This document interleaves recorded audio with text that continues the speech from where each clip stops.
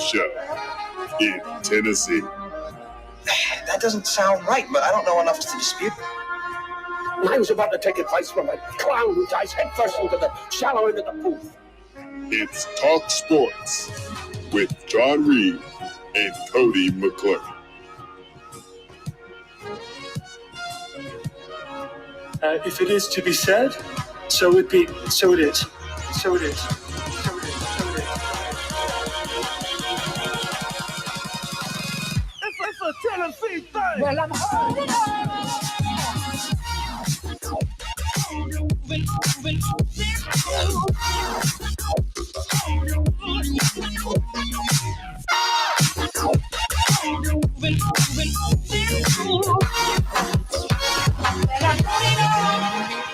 Welcome in to this special edition of Talk Sports.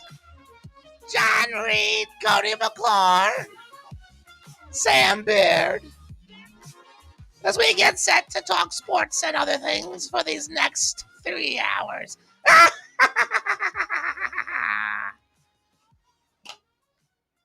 John can't be found today. He's in my stew. Cody, how are you? Good morning.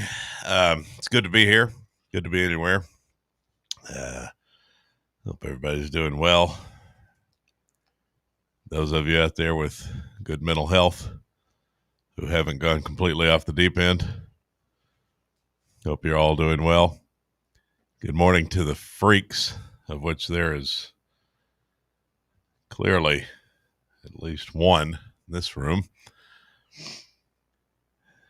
It's quite a camera angle. Oh, Zach, can you zoom out of the camera, please? I feel like I'm about to be consumed. On the Logitech app, can you zoom out on our camera, please? This Thursday night show really messes us up these days. They don't put anything back the way it's supposed to be. I've got some more important issues for them. Fixing the cameras, not touching anything. Those are the most important issues.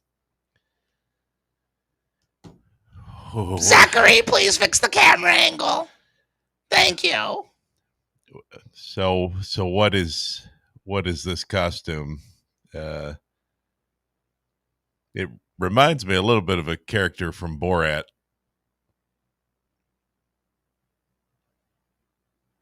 I've never seen Borat. We don't have movies in 1800. That's the year I come from, 1800. Like right on the dot? Right on 1802, 1803, somewhere around there. That's where I come from. Is it like a witch? Is it a witch? Witch mixed with goblin, mixed with ghoul. Don't worry about it. What's the difference in a witch and a warlock? I think a warlock is a man. A warlock is like, but you're saying I'm non-binary. I'm neither man nor female. Okay. I'm just a being. But I believe a witch is a woman and a warlock is a man. I see. So call me a wheelock. You make stews, you said, though? I love a good stew. It is that time of the year. I mean, it is the weather's so cold, you know, it's a great time of the year for stew. What's your favorite stew? What kind of ingredients? Beef. Beef stew, yeah.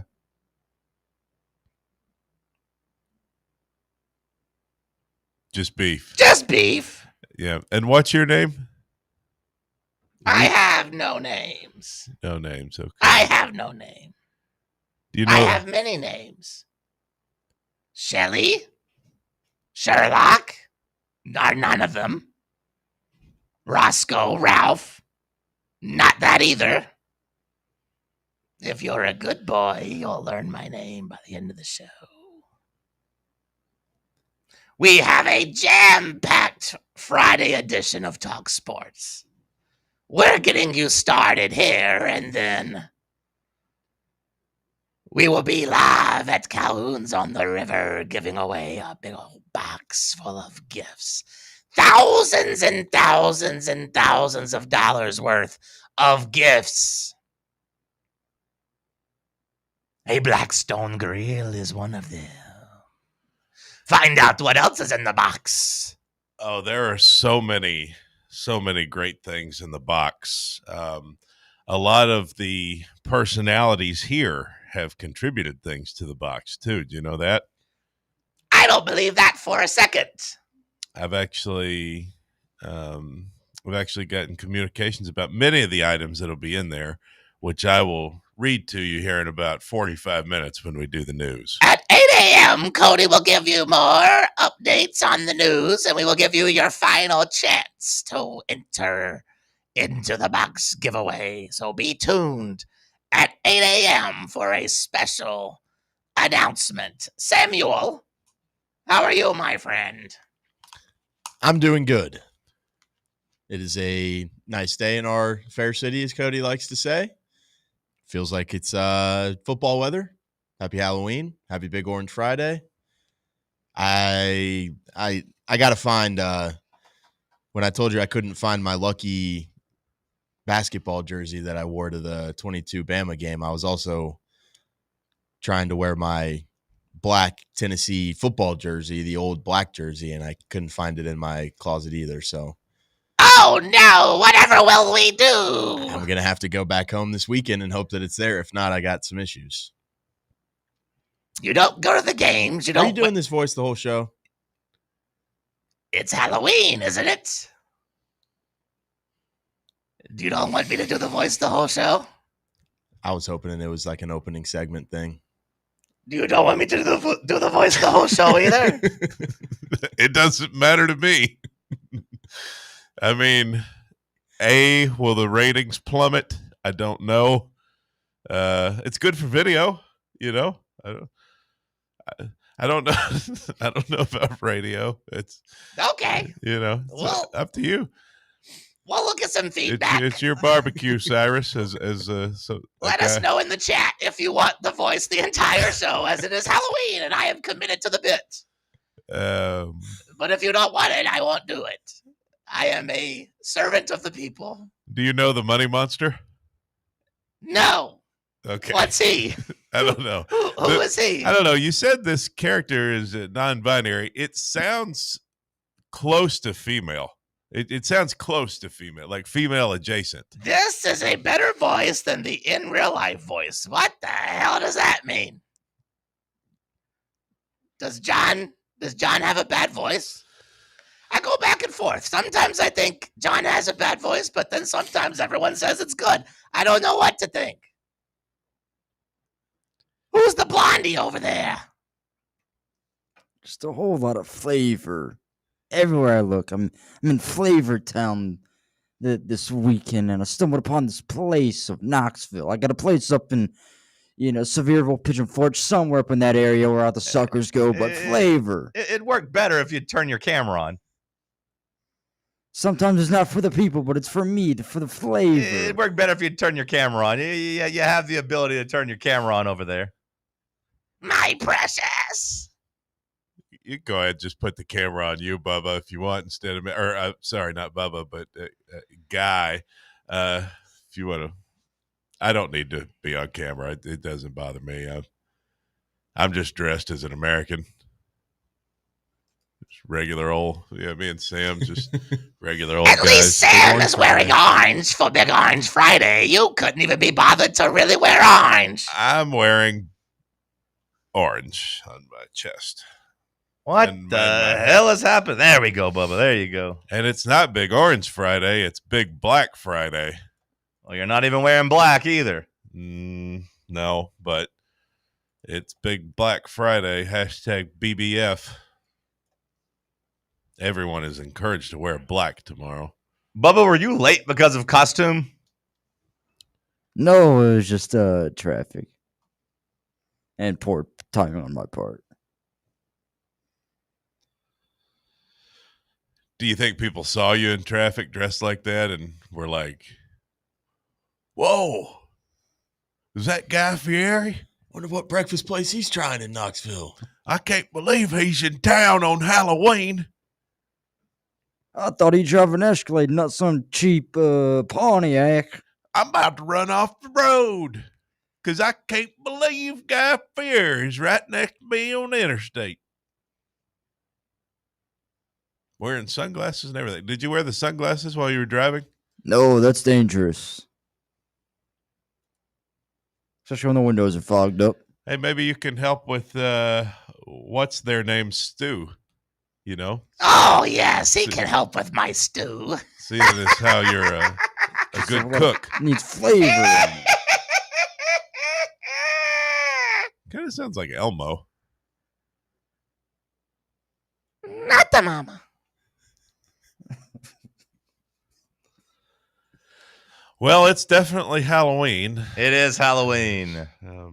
A beautiful Halloween morning. We have a big giveaway. We have a big Fan Run Friday coming at you. We'll dive into it after the break. I'm still waiting on the feedback on whether or not to stay into the character or not. But unless I'll probably go back to regular. I got one For the reply next that one. said it's, quote, god awful, but that person is typically a hater anyway. Oh, okay. Well, that's good. So, That means it's good. yeah, maybe. That means it's good. So maybe that's one positive. 2 negatives equal a positive.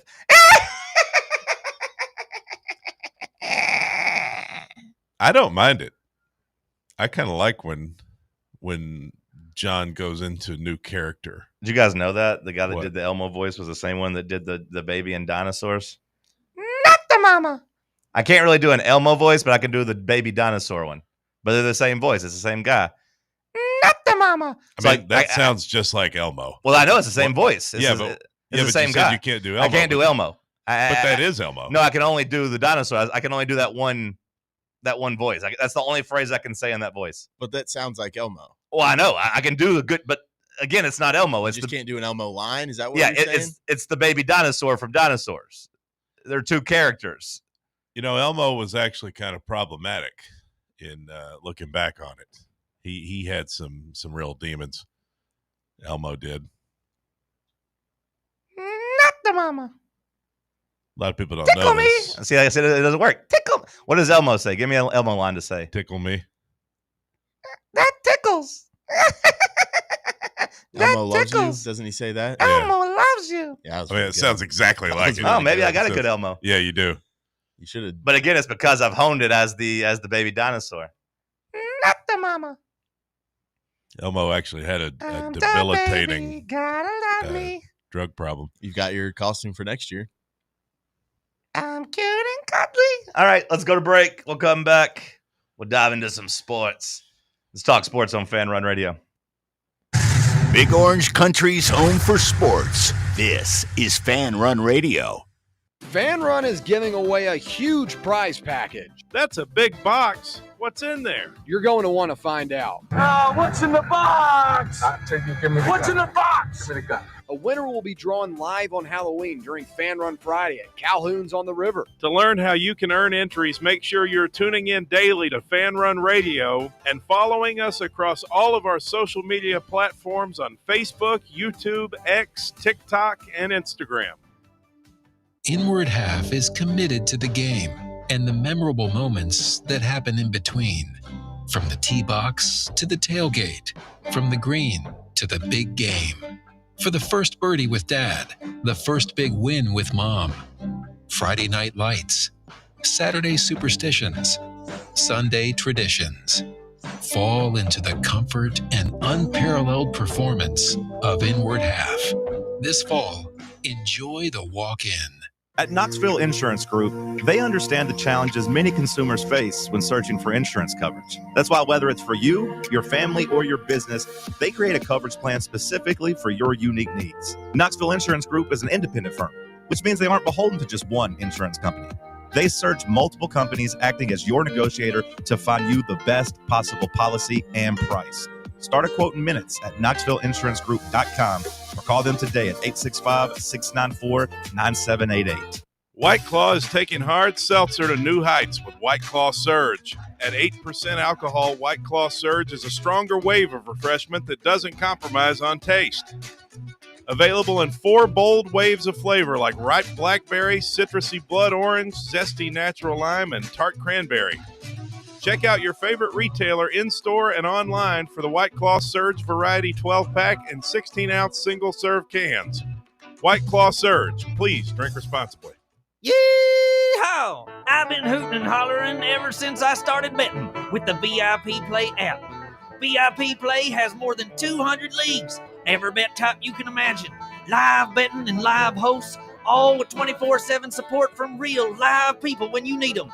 Start betting better with the VIP Play app today. Don't be a better, be a better with VIP Play today. Download VIP Play today or head to VIPPlayApp.com. Make sure you use the promo code FANRUN to take advantage of their welcome bonus and so they know that we sent you. Gambling problem? Call 1-800-8899-789. Must be 21 or older and located in Tennessee to bet. Dick's House of Sport at Westtown Mall is a destination devoted to sport, and it's your destination for exclusive events and experiences. Come visit a store like no other. Check out our 40-foot rock wall, golf performance center, Hit Track's batting cage, and outdoor turf field. You can now rent our space for private events and birthday parties. Learn more about our events and exclusive product launches on Facebook and Instagram at Dick's House of Sport KNX. Dick's House of Sport, proud partner of Tennessee Athletics.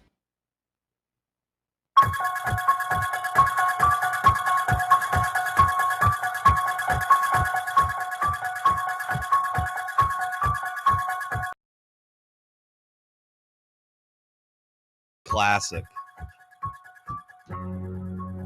Whoever was on the piano for that, you think they knew at the time they had done something special? It was actually Elton John. Do you think they knew? You think it's like, oh, yeah, we got one here. This is about to be iconic. I mean, because that movie came out in what, 78? I believe was the first Halloween, 1978. And here we are, what, 47 years later? And it's still relevant, but still just maybe the, top 5 when it comes to music scores, right? Like top 5 iconic. You got like the Star Wars March. I think the Jaws, and I think Halloween. Those are my top 3.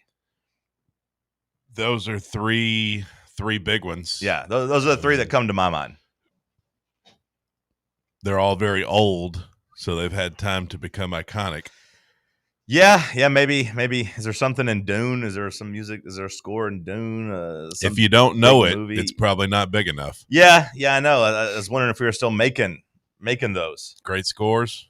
I don't know. I think we're making great scores. I just don't know if we're making like iconic ones. Like when I watch movies, I'm like, oh, it's good music. But like I don't know about like movie theme songs. Because the score is just the music that goes behind the movie, right? It's not like a theme song per se, I guess. Yeah, I mean, I don't know exactly what a score is. Like I think the score is just all the music behind it. Like it's different than a soundtrack, though, right? Yeah, soundtrack's different than the score. The score is like in the movie. The soundtrack, some of the stuff on the soundtrack won't even be in the movie. Right. It's added in later.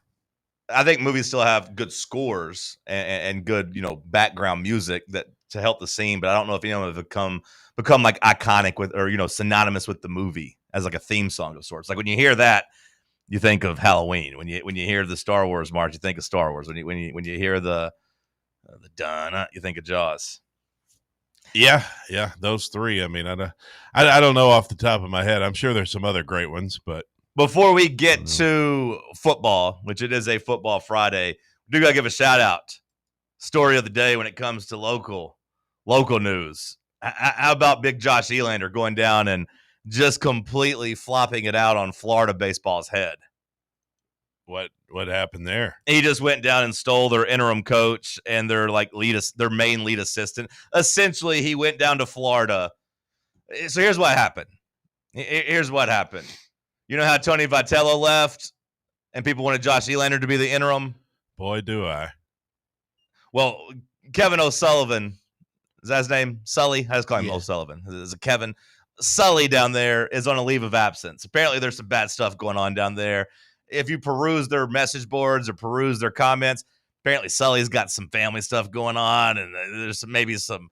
It's ugly for Sully, and he's a guy that has some ugly stuff attached to him. But he's on a leave of absence, and they're like, it's kind of understood. It's kind of a good reason he can't be with the team right now. He's gone, so he's not necessarily fired or retiring or leaving like Tony Vitello, but he's not with the team right now. So Florida, they have a guy on their staff, or they had a guy on their staff that they look at like Josh Elander.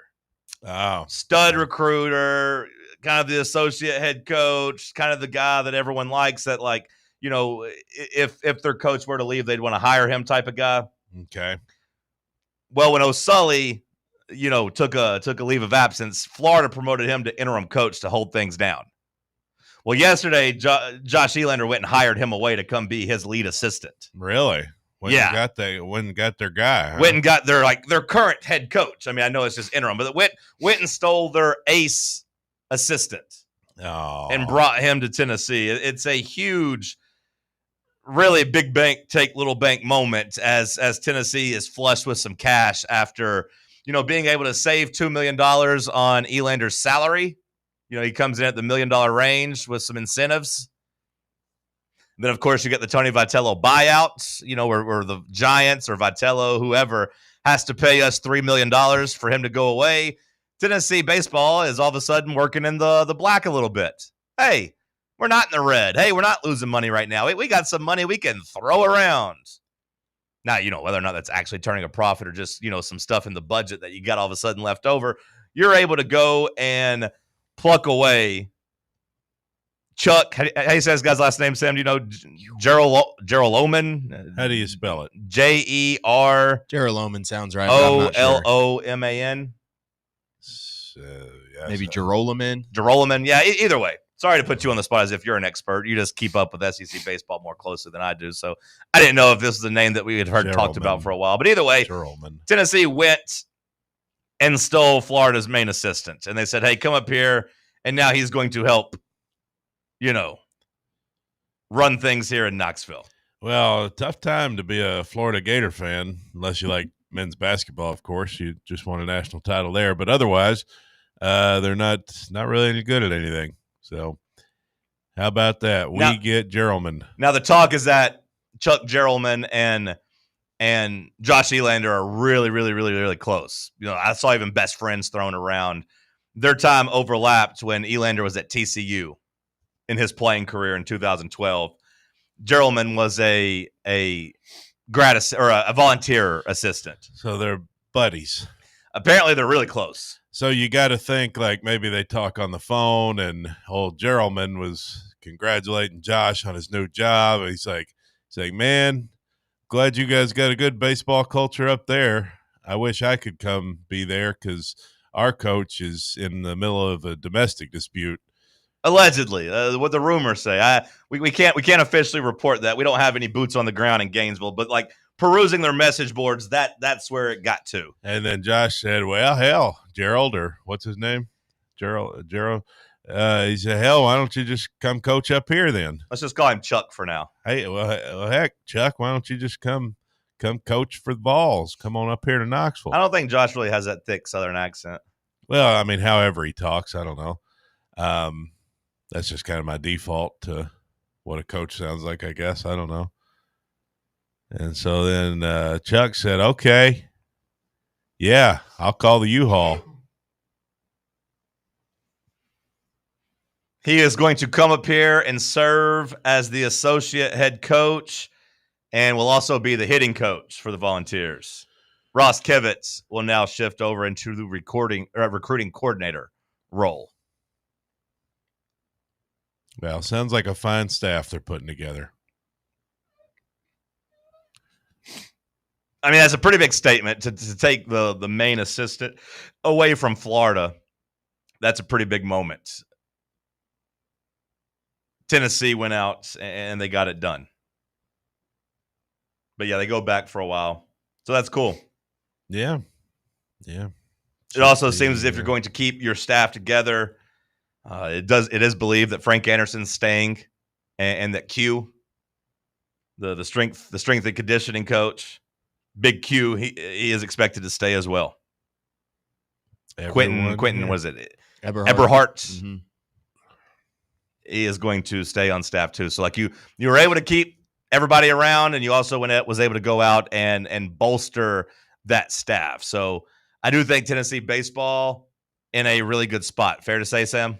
Yeah, absolutely. I mean, I think honestly, I think keeping Coach Q is like maybe the biggest part of this whole thing. Just knowing that he's had time in the major leagues before, and I would imagine that maybe, Tony Vitello kind of gave him an option to go back there, but clearly kind of sees what he's built here at Tennessee, and being able to go and poach a top assistant from, not only one of the top programs in the country, but one of your rivals and one of the teams in conference. It's a statement for sure that Josh Elander just made there. And I think he's telling you that we're not going to skip a beat here now that Vitello's gone. Big time gets. Just felt like we should start with that because it is the current biggest local story. And, I do think I'm excited for baseball season this year.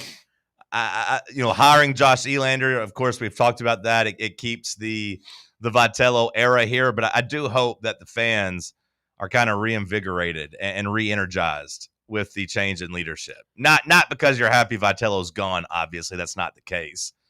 But just because, there's a new energy, and there should be a little bit of the chip on the shoulder. I've still got a hole in my heart. Yeah, and Vitello had his press conference in San Francisco yesterday, and that was weird. That was weird, seeing him out on the field looking like John Wick. And, I do think he got to his press conference. I don't know if you watched any of it or saw any questions from it, but it does feel like they had a little bit of a welcome to the MLB moment. Whereas in Knoxville, I don't think too many super tough questions got asked of Vitello because, quite frankly, you never really had to. Right. Everything was so good from the jump that you didn't really have to. What are you going to do to handle this adversity? Blah blah blah. What about failure? Blah blah blah. We didn't really ever have to talk about that with Tony Vitello. He's a winner, and when he got here, people didn't care. And then by the time they did care, he was awesome and kind of infallible. But from the get go, in his Giants tenure, the reporters are like, "So Tony, it seems like you kind of cut to the line and didn't pay your dues. How do you make the players in the locker room respect you?" Excuse me, the clubhouse. That you got to call it a clubhouse when you talk about MLB. How are you going to get them to respect you? No, and they were kind of off and running. Yeah, well. Hey, a lot of people don't think you're cut out for this. Yeah, welcome to the major media markets. I mean, that's what it's going to be like. But it does seem a like lot more pressure. It does seem like a lot of Giants fans have bought into what Vitello is saying, and I do think he'll be able to relate to the players and be successful there. But he had his press conference yesterday. You can kind of put he hit him with the line. He said, "Hey, no one's rooting for that team in Knoxville to make Omaha more than I am." So he's still putting us over. Of course, going to root for him with Elander. But here, I hope that the fan base is kind of re-energized because a lot of your rivals are trying to, maybe dance on your grave. Vitello's leaving. It's over. It's over. Well, maybe not. Maybe not. Tennessee might be just as good as ever. So I'm pumped for that. But it is football season. It is Big Orange Friday. We'll get to football after the break. Sam, send us there. It's Talk Sports on Fan Run Radio. Can't get enough Fan Run Radio? Download the free Fan Run app and take the best Tennessee sports conversations with you wherever you go. Are you thinking of buying a home but don't know where to start? Well, call VFL Josh Travis, your local mortgage expert with Foundation Mortgage, based right here in Knoxville. Whether it's your first home or your forever home, he'll keep the process simple every step of the way. To get started, visit mortgagebrokerjosh.com or call 423-312-9777 today. Foundation Mortgage Company, LLC is an equal opportunity housing company. NMLS number 1387311. Your smile says it all, so make sure it's saying the right thing. At Knoxville Smiles, we believe healthy teeth mean happy lives. Now through the end of the year, we're offering half-price whitening with a cleaning. That's right, half-price whitening with a routine teeth cleaning at Knoxville Smiles. Call today to set up your appointment. 865-539-1776. That's 865-539-1776. Or book online at knoxvillesmiles.com. Don't wait another day to love your smile. Smile brighter with Knoxville Smiles. Dick's House of Sport at West Town Mall is a destination devoted to sport, and it's your destination for exclusive events and experiences. Come visit a store like no other. Check out our 40-foot rock wall, golf performance center, hit tracks batting cage, and outdoor turf field.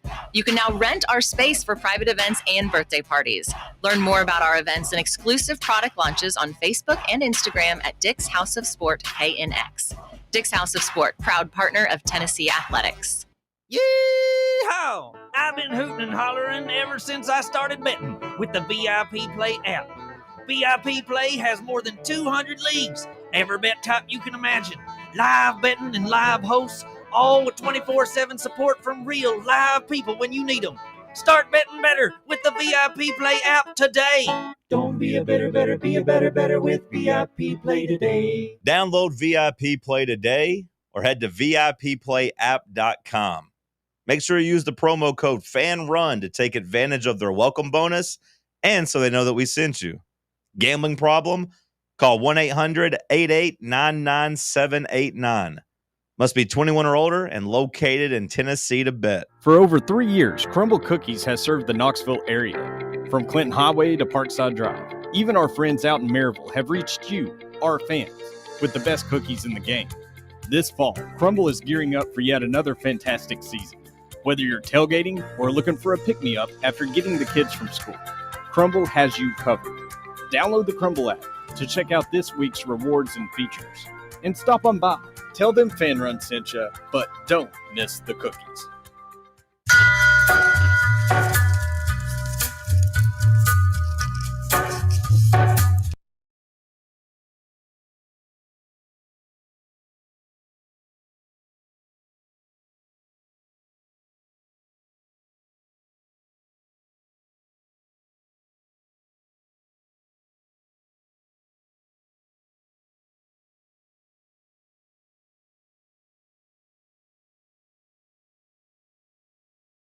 All right, let's talk some football.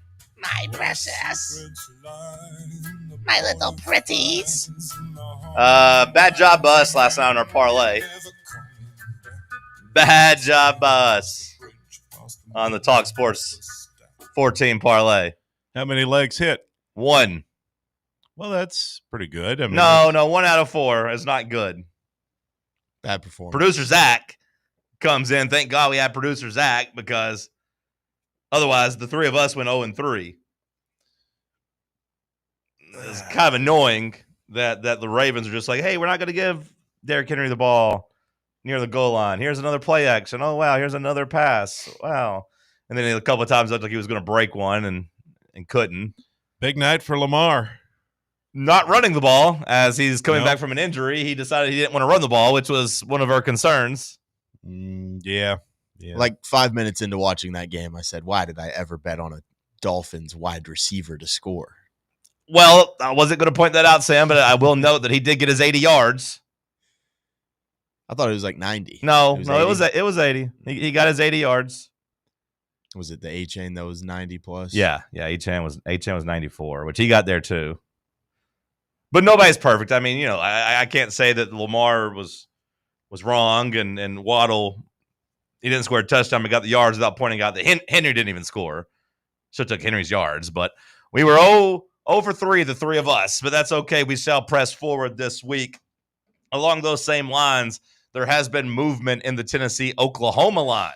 It was at 3.5 last time I looked at it. Well, it is 2.5 now. Oh, a full point shift in Oklahoma's favor. And the money line, went from the minus 155-ish range to minus 132. So some Oklahoma action starting to come in late in the week. Now, they must have seen that the Henley Street Bridge was lit up red and white last night. Was it? Yeah, I don't know what's going on with that. You know how on the Henley Street Bridge there's those lights, and they always have different colors? Yeah, I guess. Different lights for whatever, like 4th of July, there'll be red, white, and blue or whatever. And red and white last night. I was driving across the bridge. I said, hey, what's up with this? Is this because Oklahoma's coming to town? Is this like, are we doing this? Is this like when our band plays the other team's fight song to welcome them to town, or what are we doing here? I don't know what was going on with that, but I want the Henley Street Bridge to be orange and white. I got to say the Oklahoma steam here on the action on the line does surprise me a little bit because I feel like, and Sam, Bubba, Cody, feel free to correct me if I'm wrong. I feel like nationally, I ain't really seeing a lot of love for Oklahoma in this game. I've seen a lot more of Tennessee praise, Tennessee rat poison, if you will. People thinking Tennessee is going to win this game. You know, I've seen some say close, 3, 4, 5 points. Well, I ain't seen any 5 points, but 3 or 4 points, maybe a touchdown. I ain't seen anybody pick Oklahoma to win. Maybe they're trying to get some more bets in, some more Oklahoma bets. They wouldn't lower the line to 2.5 unless they're trying to trick people into thinking, hey, the line's moving. People must know something. Let's all hop on Oklahoma. If they're trying to get more Oklahoma bets, they should give Oklahoma more points. Oh, yeah. Unless they're trying to trick people. Some people, there are some bettors that just look and do the reverse line movement stuff, but maybe they're trying to get some more Tennessee bets. Yeah. Well, that wouldn't be good. That would mean they are welcoming Tennessee bets. Tennessee minus 2.5. It seems to me like a good bet with the Big Orange at home. Tennessee's been really, really, really good at home under Josh Heupel. We know that. Tennessee's been really, really good as favorites under Josh Heupel at home. The only one that even comes to mind that Tennessee lost would be Ole Miss 2021, and for most of that week, Ole Miss was favored. Now it was basically a pick 'em. So I don't think it's really fair to try to use a stat and say that, hey, Josh Heupel doesn't lose at home when he's not a big underdog without pointing out that he was basically a flip 'em in that Ole Miss game. Well, from what I remember about that Ole Miss game, we got screwed. Well, we did get screwed, and it was, Ole Miss was technically favored, like I said, by a point for most of that week. I do think right before kickoff, though, I thought I remember Tennessee going and becoming favored as I'm sitting in the stadium getting ready. But either way, you lost that one, but every other one in a position where you're supposed to win, you have won. Yeah, that was year one for Heupel. 2021. Right. Year one coach. Right. That's pretty amazing when you think about it. Heupel has not lost in Neyland Stadium to anybody but Georgia as an established football coach.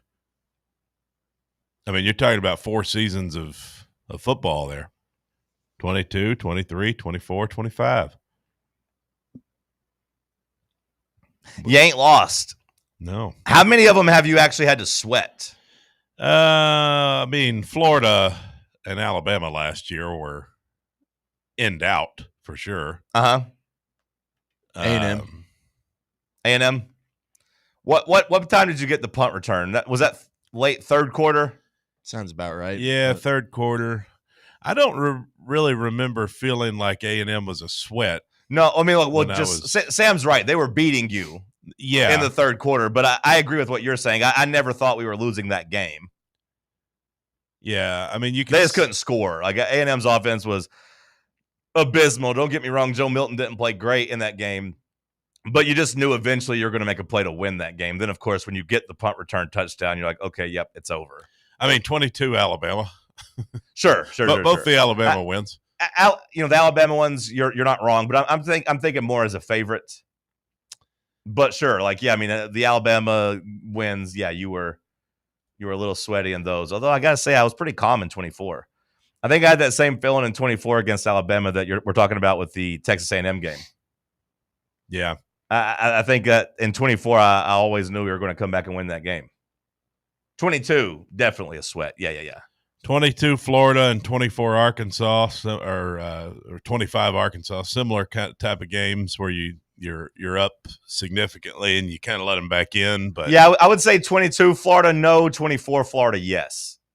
Yeah, 24 Florida was a grind. That was you're down 10, and then even then you're I think lucky that they didn't go for 2 under a minute left when they tied the game. Like I think quarterback got hurt too.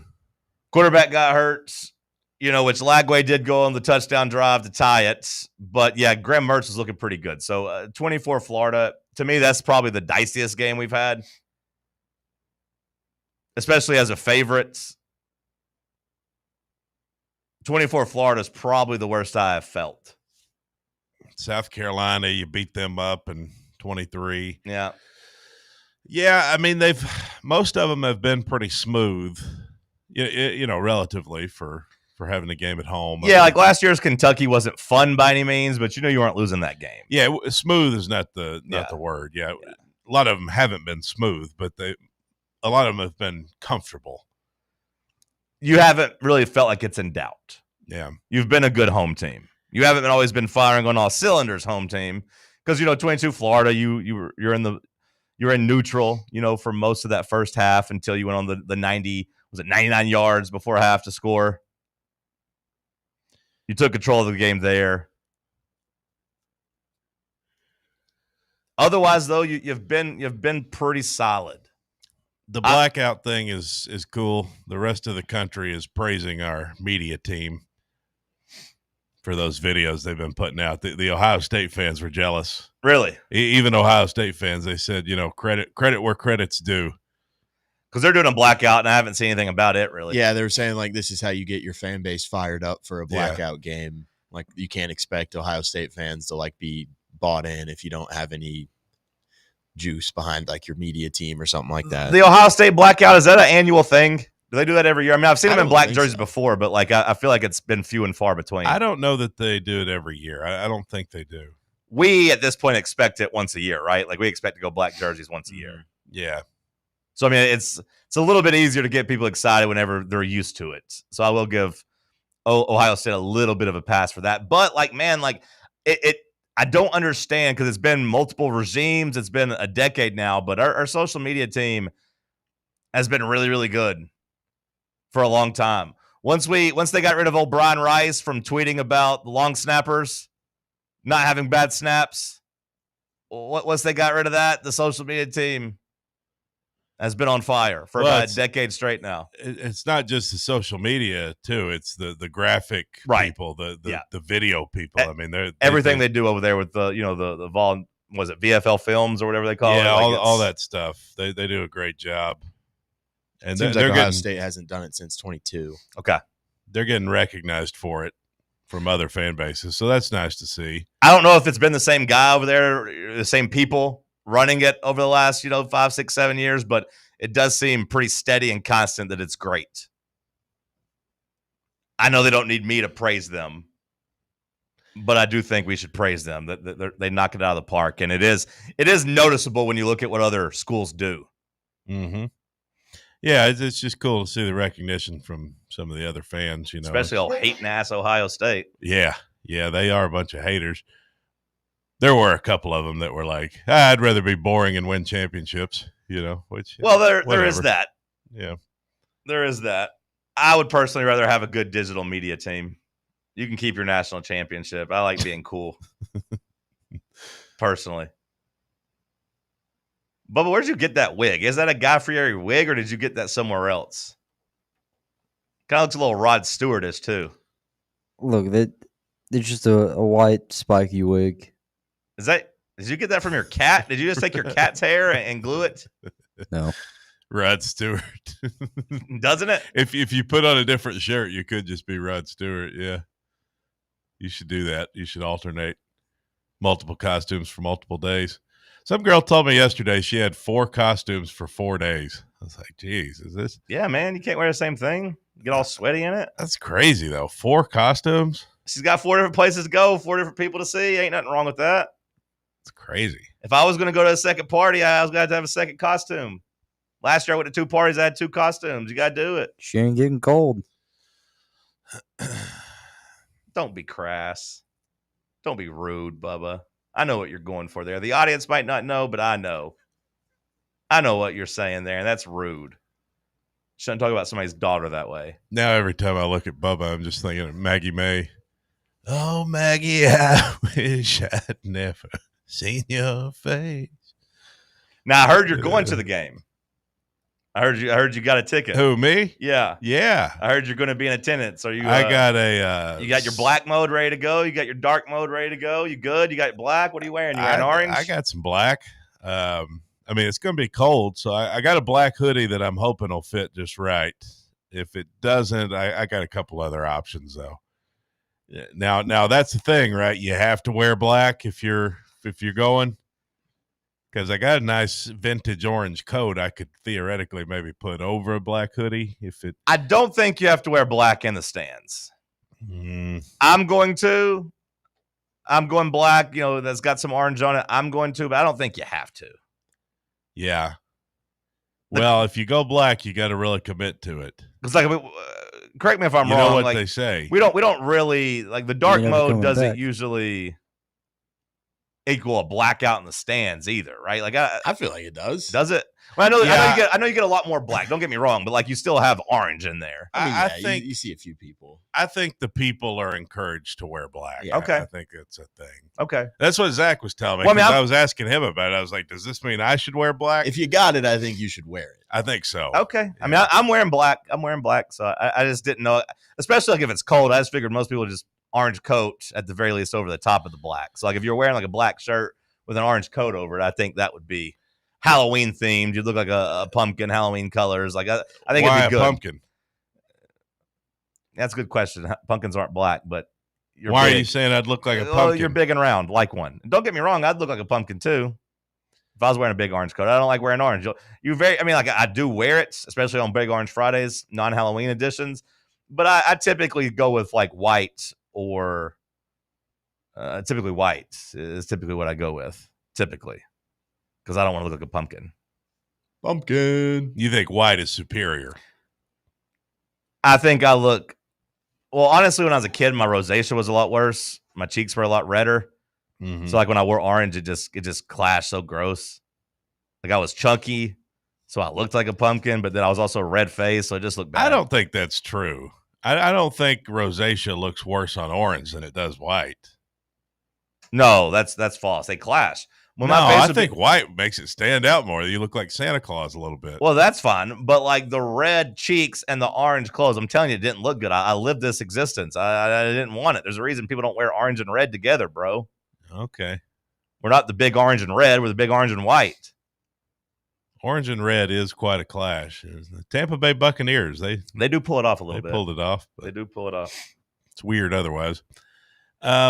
Yeah, I got a hell of a deal on a ticket. I had written off going basically because I kept checking the ESPN tickets as low as whatever, and I was looking at this Game Time.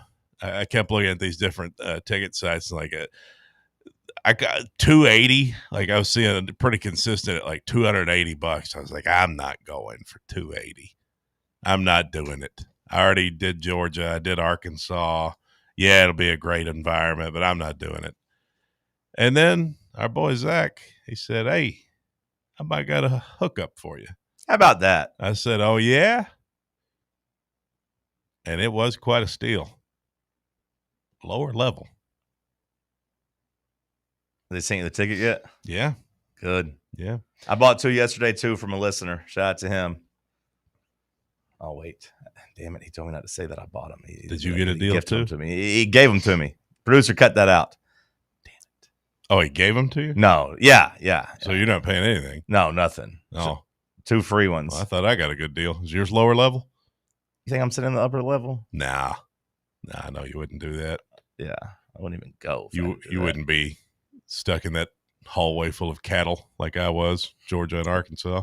Wouldn't find me dead in the upper level. I'd rather stay home and watch it on TV. Yeah, that was a dumb question.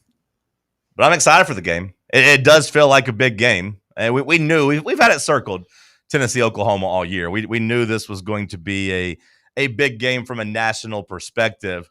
But Sam, does seeing the national perspective not match up with the gambling movement, does that worry you at all? Because people have been really high on this Tennessee team and dismissive of Oklahoma. But again, the perception isn't lining up with the money. I felt good about this game all week. I know that some people like to put kind of a lot of their stock into how the lines are moving late into the week and stuff like that. But I just think at some point the home field advantage of Neyland in this type of environment, I think, is too much. And frankly, I think Tennessee's just a better team than Oklahoma too. So I'm not backing off my take of Tennessee winning this one. Yeah, I mean, if Colton Hood was out, I think that's all completely fair. I think everything you say goes out the window if you're down another cornerback. But Yeah. Colton Hood wasn't even on the injury report.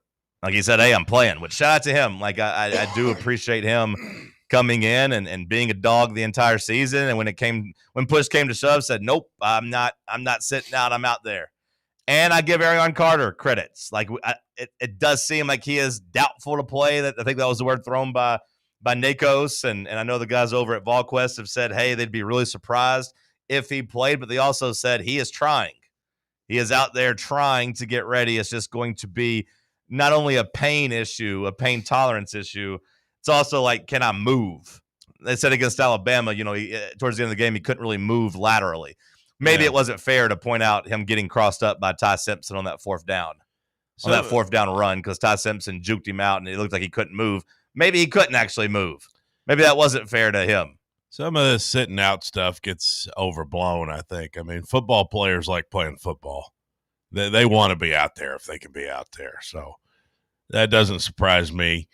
Now, I do look at the line, and I don't really care what Vegas says. I mean, really, to me, it just comes down to what the men in that locker room say. Are these boys ready to play or not? And if they're ready, then I don't care what Vegas says. It's about us. It ain't about Vegas. Hell, make the line 1.5, cowards. Well, it was down there. Make it a pick 'em. It was down there as a pick 'em before last week. It was, which, Sam talks about Neyland. Like, I do think getting to be a home favorite of fewer than 3 points against, a non-elite team. Like, if this was Alabama or Georgia coming in, okay, like that's fine. Hell, if it was this year's Texas A&M coming in, okay, that's fine. I don't view Oklahoma anywhere near those teams.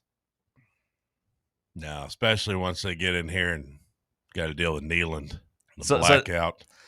So to get to be laying fewer than 3, that's just surprising to me. It just goes back to just more of the kind of the disrespect about this team and this fan base. The numbers don't look good for John Mateer pre-injury and post-injury.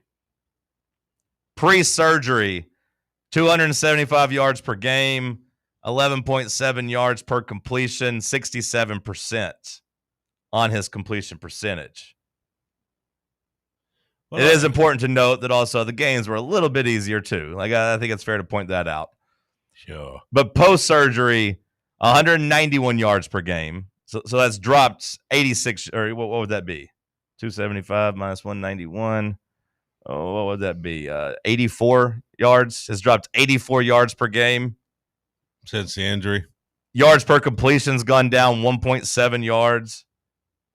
And the completion percentage is the bigger thing. The completion percentage has gone from 67% all the way down to 58% post-surgery. Well, as Coach Watson Brown pointed out this week on Fan Run Radio, the last thing that touches the ball when you're throwing it is your thumb and your index finger.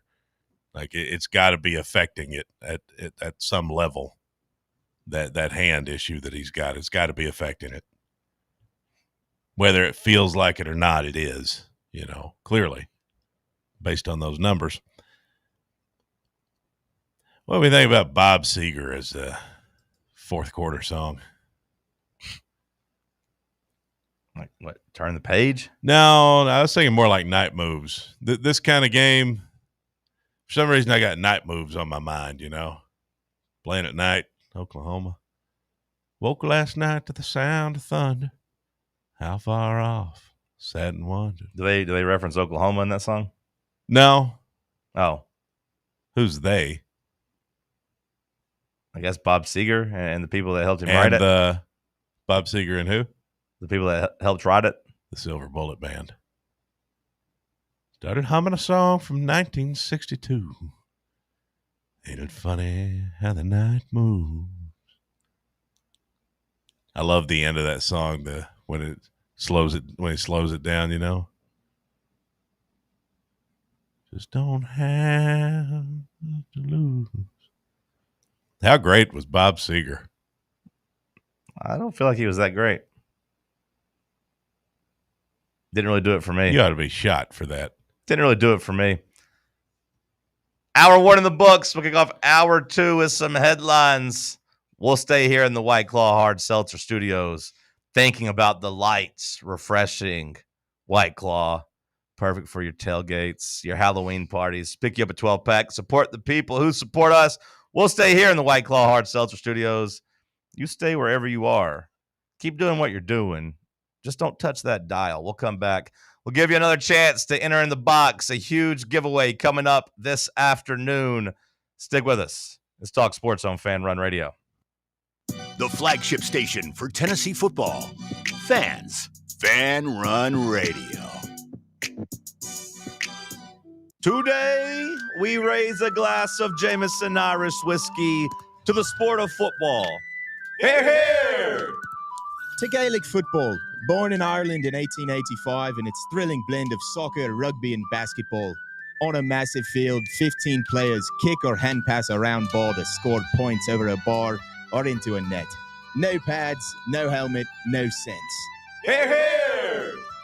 To college football, which kicked off in 1869 when Rutgers beat Princeton 6-4 in the Battle of New Jersey. With 11 players and helmets and pads, teams battle on a 100-yard gridiron with explosive pass plays and hard-hitting tackles. Unless you're called for targeting. Hear, hear! Since 1780, Jameson Irish whiskey has been enjoyed by sports fans all around the globe. Whether your football is Gaelic, American, or even soccer, we can all agree on super smooth Jameson Irish whiskey. Hear, hear! Welcome to Axle Logistics, where excellence isn't just a goal, it's an energy. As a leading third-party logistics company, Axle is powered by an award-winning culture built on a work hard, play hard mentality. Here, the drive for success is contagious and hard work never goes unnoticed. Whether you're just starting out or looking to level up, Axle Logistics is the place to launch your career. Join us and take your ambition to the stars. To learn more, visit axlelogistics.com. Are you a federal employee facing workplace challenges like suspension or removal? Are you concerned about your security clearance with any federal agency? You know the Griffin Law Firm is your trusted ally in military legal matters. But did you know they also specialize in civilian federal employment law? If you're a federal employee facing workplace challenges like suspension or removal, if you're concerned about your security clearance with any federal agency, the DOE, FBI, FCC, or DOD, you might not know it, but you do have legal recourse. The Griffin Law Firm specializes in federal employment law, military law, and security defense law. VFL Marshall Griffin and his experienced team are ready to make your problem their problem, no matter which federal agency you work for. Don't face federal employment issues alone. Remember, remain silent, request counsel, call Griffin Law, 888-707-4282, online at griffinlawdefense.com. You're listening to FM 105.7 and AM 1340, WKGN Knoxville, and W289CU Knoxville, Fan Run Radio. In a world filled with deadlines and screens, sometimes we forget the simple joys of life, days filled with special moments. At Inward Half, we understand the essence of these moments. Feel the difference between our breathable fabrics and flexible apparel as you disconnect from the hustle and bustle and reconnect with what truly matters. Inward Half, simple luxury for on and off the course. Are you looking for a treat that will knock it out of the park at the next watch party? Just like your favorite baseball team, Crumble brings the best lineup week to week with an expanded roster that includes key lime pie, strawberry cake, or my personal favorite, Monster featuring M&M candies. Let Crumble treat you to the best cookies in the game. Download the Crumble app and start earning rewards. You can even vote monthly on what flavors you would like to see at any store of your choice. Warmer weather is here, so get to the ballpark, but don't miss the cookies. Should we do the trend with him? Should we show him the trend? Yeah. You ready? You're listening to Talk Sports. So we all go around the room, and it's very simple. somebody says, "Give me my money," and then you cheer. You go, ah, and you just go around the room doing it. Jack, okay, you start. Airing every day from 7 a.m. to 10 a.m. Give me my money. Yeah! You got to cheer, Cody. Yeah! Yeah. Now my turn. I gotta get my best Italian accent. Give me my money. Yay! Now your turn. Give me my money.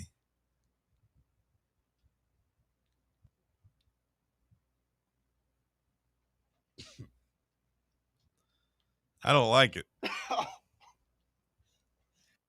On 1340 WKGN. Yeah, let me try again. Give me my money. You're supposed to cheer. You guys said to cheer. It actually does. The hell is this? It does actually make me laugh. That's What is this?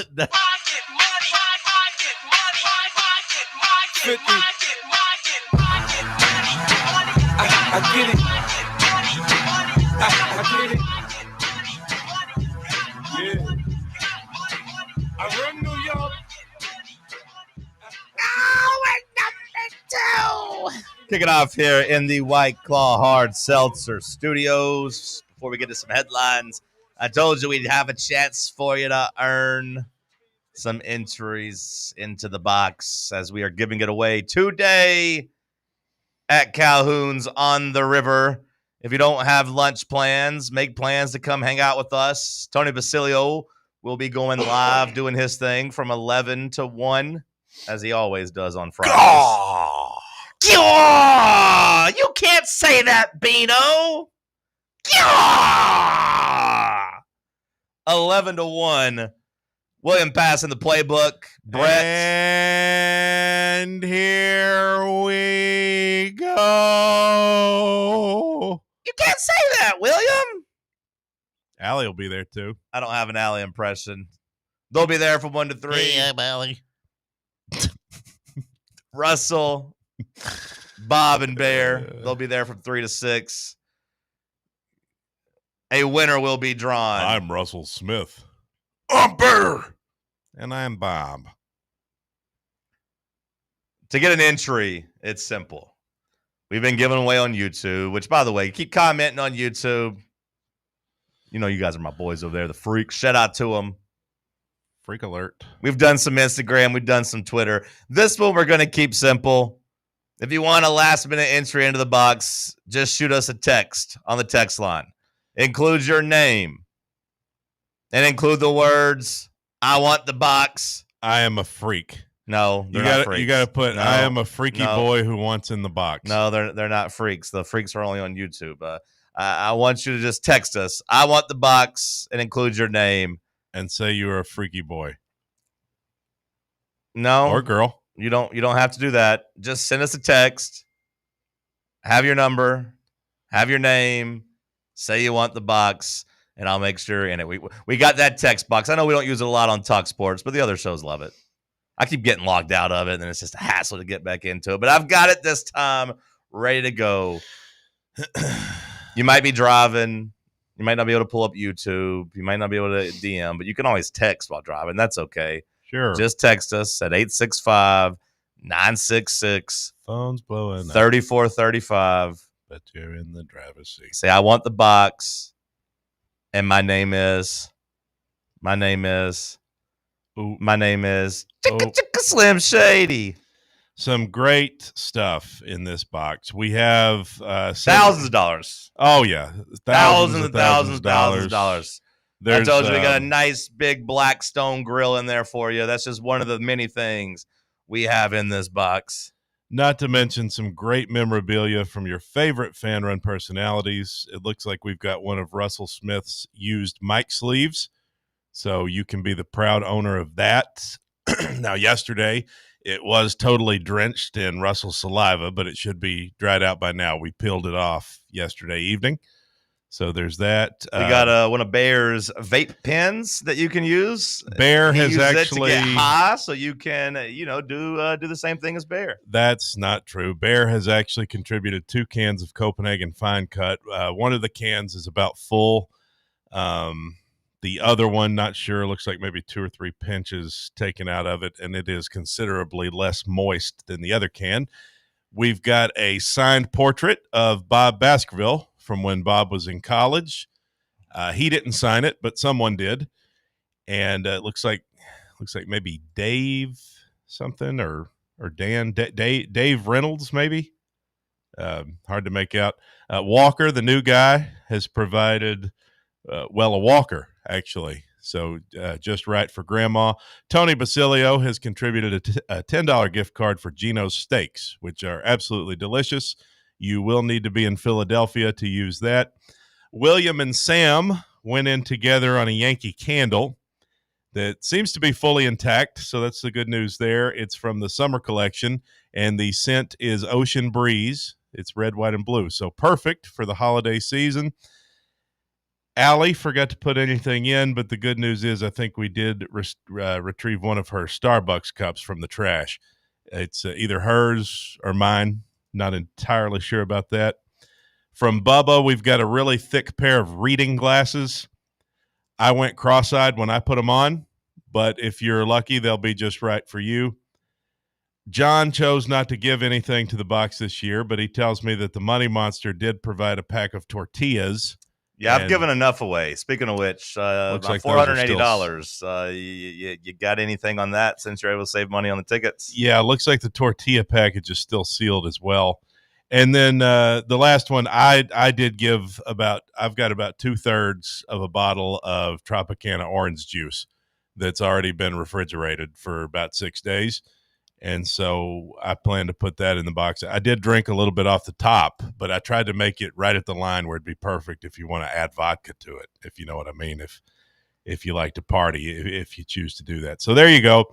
A ton of great stuff in the box. That was really impressive. Somebody's day. Went 0 for 10 on any of those being funny. Somebody's day is going to be made this afternoon. 0 for 10. Sam and Bubba were laughing almost the entire time. I'm sorry that you don't find my humor to be in your wheelhouse. I feel like I was looking at Sam the entire time. I don't think I saw him laugh once. He smiled a little bit. They were smiling and giggling. Thank you, Sam. Sam, would you consider yourself giggling over there? I was laughing a few times. Okay. Yeah. All right. Yeah. Well, I will stand by what I said. 0 for 10. Okay. Well, I don't really care. So, anyway, time for the news. Scott Woodward is out as LSU's athletic director amid criticism from the governor.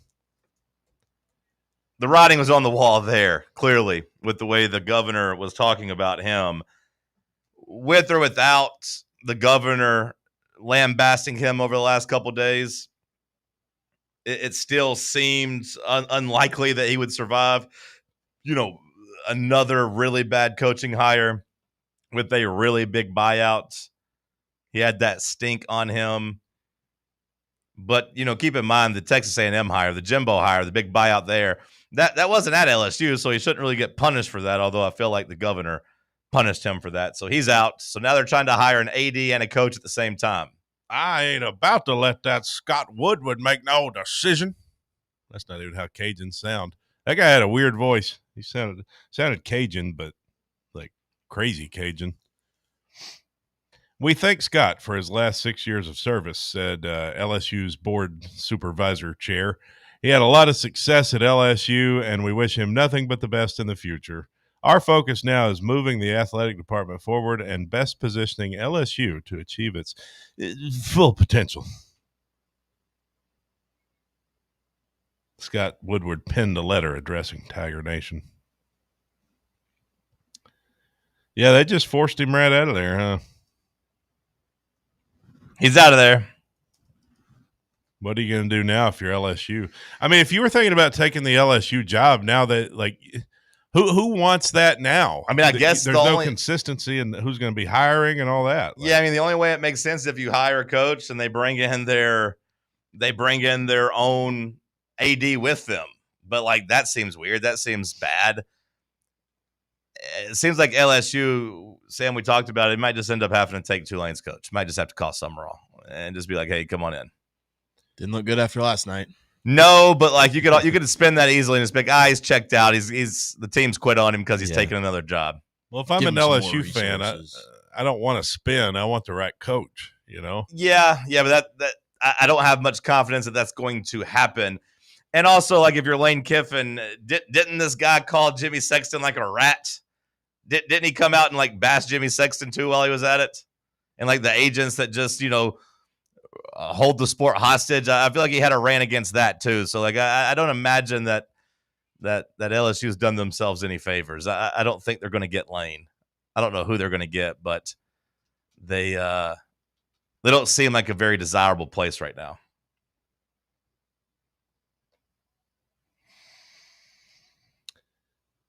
Yeah, no, not at all. I tell you who won't be taking the LSU job, and that's Matt Rule, the Nebraska coach, who just signed a 2-year extension through 2032.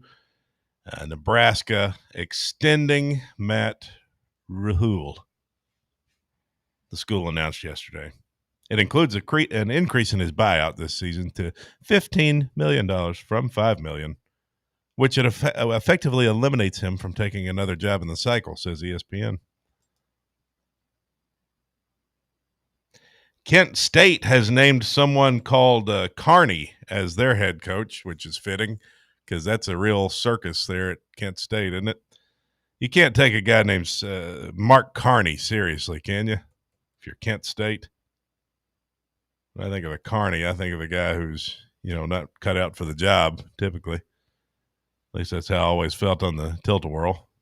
You felt like those guys weren't cut out for the job, yet you still got on the tilt-a-whirl? Well, I didn't know any better. I was just a boy. Carnies are just good, hard-working people. They do get kind of slandered, don't probably they? Give you a cigarette if you needed to bum one. Probably know who to talk to if you needed cigarette. If you needed some drugs, they'd know where to lead you that way. What do you mean a cigarette? I feel like you gotta be a cigarette smoker to be a carny. I guess carnies get slandered, but I think it's earned. Yeah, I don't think if I ever had kids, I'd let them get on the carnival rides. I think I'd be good on that. We're going to Dollywood. You're not getting on this. Do you think the contraption Dollywood that's been just moved from town to town by people with nothing to lose? Some guy with a Born to Lose tattoo on his chest. Yeah, I'm good. We're going to Dollywood. They won't let us down. Multiple bumper stickers on his car. Deshaun Jackson won his HBCU clash against Michael Vick. How about that? As the Hornets top the Spartans. I'm guessing Delaware State is the Hornets and Norfolk State is the Spartans. Yeah, how about that? Michael Vick and Deshaun Jackson out there coaching ball. I didn't watch any of it. Deshaun won. Well, LeBron James has just authored his latest children's book. LeBron is his latest? He already had one? Yeah, I guess so. With the announcement of his latest children's book, Happy Spooky Halloween, on Thursday, LeBron has put on his author hat once again. The 32-page picture book with illustrations by Ariel Landy is about teamwork and Halloween thrills. Set to release on July 21st by publisher HarperCollins. Well, not really in time for Halloween, is it? Next year's Halloween. Yeah, next year, sure. Halloween. It seems kind of crazy to me that it would take almost a year to get this book out. Like, he's announcing it now, but like it's going to take until July. Seems like a long time. Do you guys know I've ghostwritten a children's book? And by ghostwritten, I mean had my intellectual property blatantly stolen. Have I ever told you guys about this? No. I had a children's book blatantly stolen from me and like acknowledged that it was stolen from me. My ex-girlfriend's like aunt stole my book and wrote it. And then after it got published and after she was going around doing it at schools, the next year at Christmas, she told me about it. And it was just like, yeah, I hope you don't mind. And I was like, what? You took my story and you wrote about it? And all you're telling me is you're sorry? Where's the check? Where's the money? But I couldn't like fight her over it. They were already rich. They had good lawyers. Stole my book. Cool story, bro. The idea, or you just wrote a children's book? I had the idea, but I had it mapped out. I had the story mapped out, and she just did it. That's intellectual property, Sam. That's thievery. I'm just confused. So you had an idea. I had a story, And an she idea, and a executed story, it. and we talked about it. And then yes, she stole it from me and wrote it. She executed your idea. Yeah, but that's intellectual property. Once I've established that's my IP, it's my IP. Welcome to the world. That's big tech, baby. Yeah. Well, I mean, their you're family like was that. their family was big tech. You know, Alexander Graham Bell didn't invent the telephone, but he's known for it. Same as Jack Daniels. Yeah, that's how it goes. But I kid you not, we talked about it one year at Christmas. I laid it all out there, and then she wrote the damn book. She actually took it and acted upon it, which, credit where it's due. Well, that's the thing. She went and did it. But then she told me, I hope you don't mind, but she said that after she had already published it. It's like these people that go on Shark Tank, It's like, oh, I had that idea.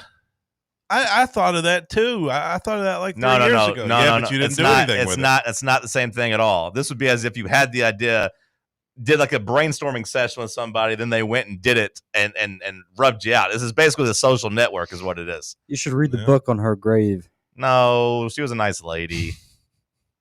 She was a nice lady. Doesn't sound like too nice. Well, that act wasn't very nice, but she just wanted to write a book. You could have been financially well off, and I don't know how. I mean, they were already wealthy. opportunity. They were already wealthy. They were very wealthy. I think I've told you a little bit about them before. They were doomsday preppers, but sold something that was important for iPhones, and they were very wealthy. And I told you they went to that small town, just bought up a bunch of land, told all the hunters they couldn't hunt there anymore because they were basically wanting to make sure there was meat there. But anyways, the woman stole my damn book. So you still her life? No, I'm not gonna kill her. No, it's not that important. And I don't think I'd imagine there wasn't much money to actually be made from it. Not that great of an idea then, huh? You look so weird straight on in that mask. Because I only really see it from the side, but staring at you in the camera, it looks so weird. Give me the little kitties to put in my stew. You look like a different person. Behind the mask. That's the point of Halloween. It's very, very creepy. Did you know that Halloween is LeBron's favorite holiday? Yeah, everyone knows that. Everyone? Yeah, if you like LeBron, well, all LeBron fans, I should say. No, I didn't know it. Well, you're not a LeBron fan. He dresses up too. Everyone that likes fun does. I'm a little disappointed in Sam for not dressing up today. Sam's an adult. I'm just driving home after this, so didn't really want to have to take a costume off and then. It's not that hard to take a costume off. It's 5 minutes at most.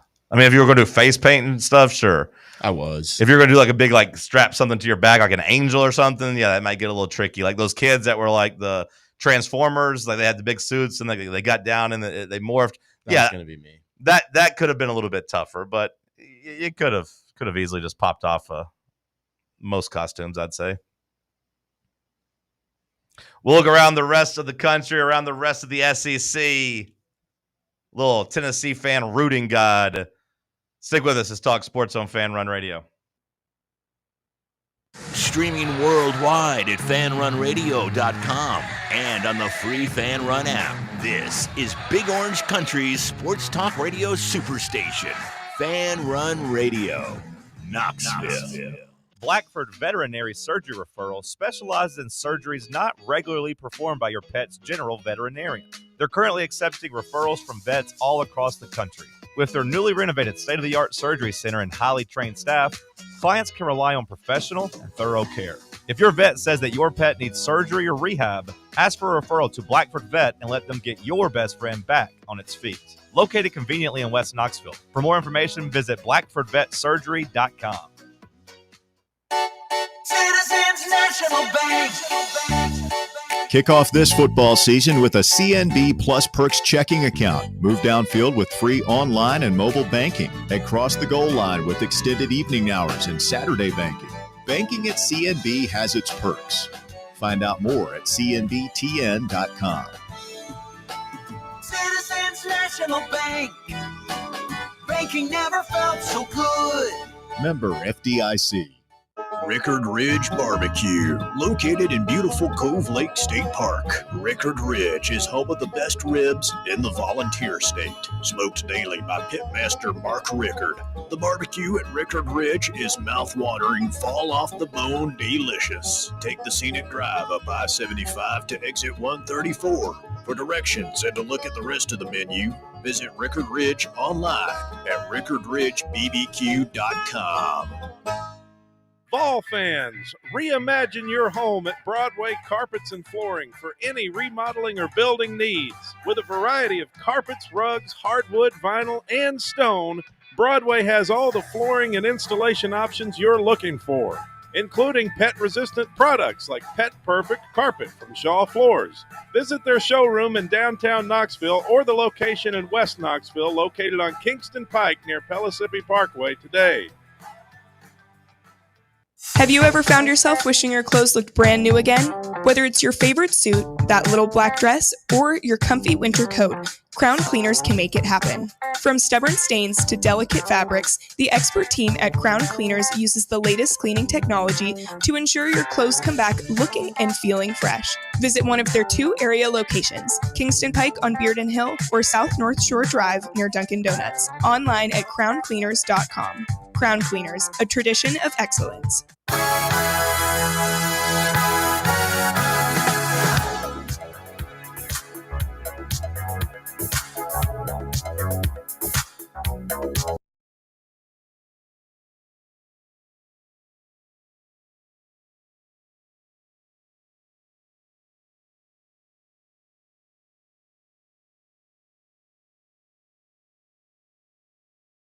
Holding up over there. So much flavor happening around me, John. Bang! No, is he bang? Bang! No, That's Emerald That's Galaxy. Emerald. Boom! No, what? Does he have a catchphrase? Well, these are good. I don't know. Yeah. Bang! That was my guy Emerald. I used to watch him. Or Mike Breen. Bang! I had a lot of his burgers on a Carnival cruise. They got a. Were they filled with flavor?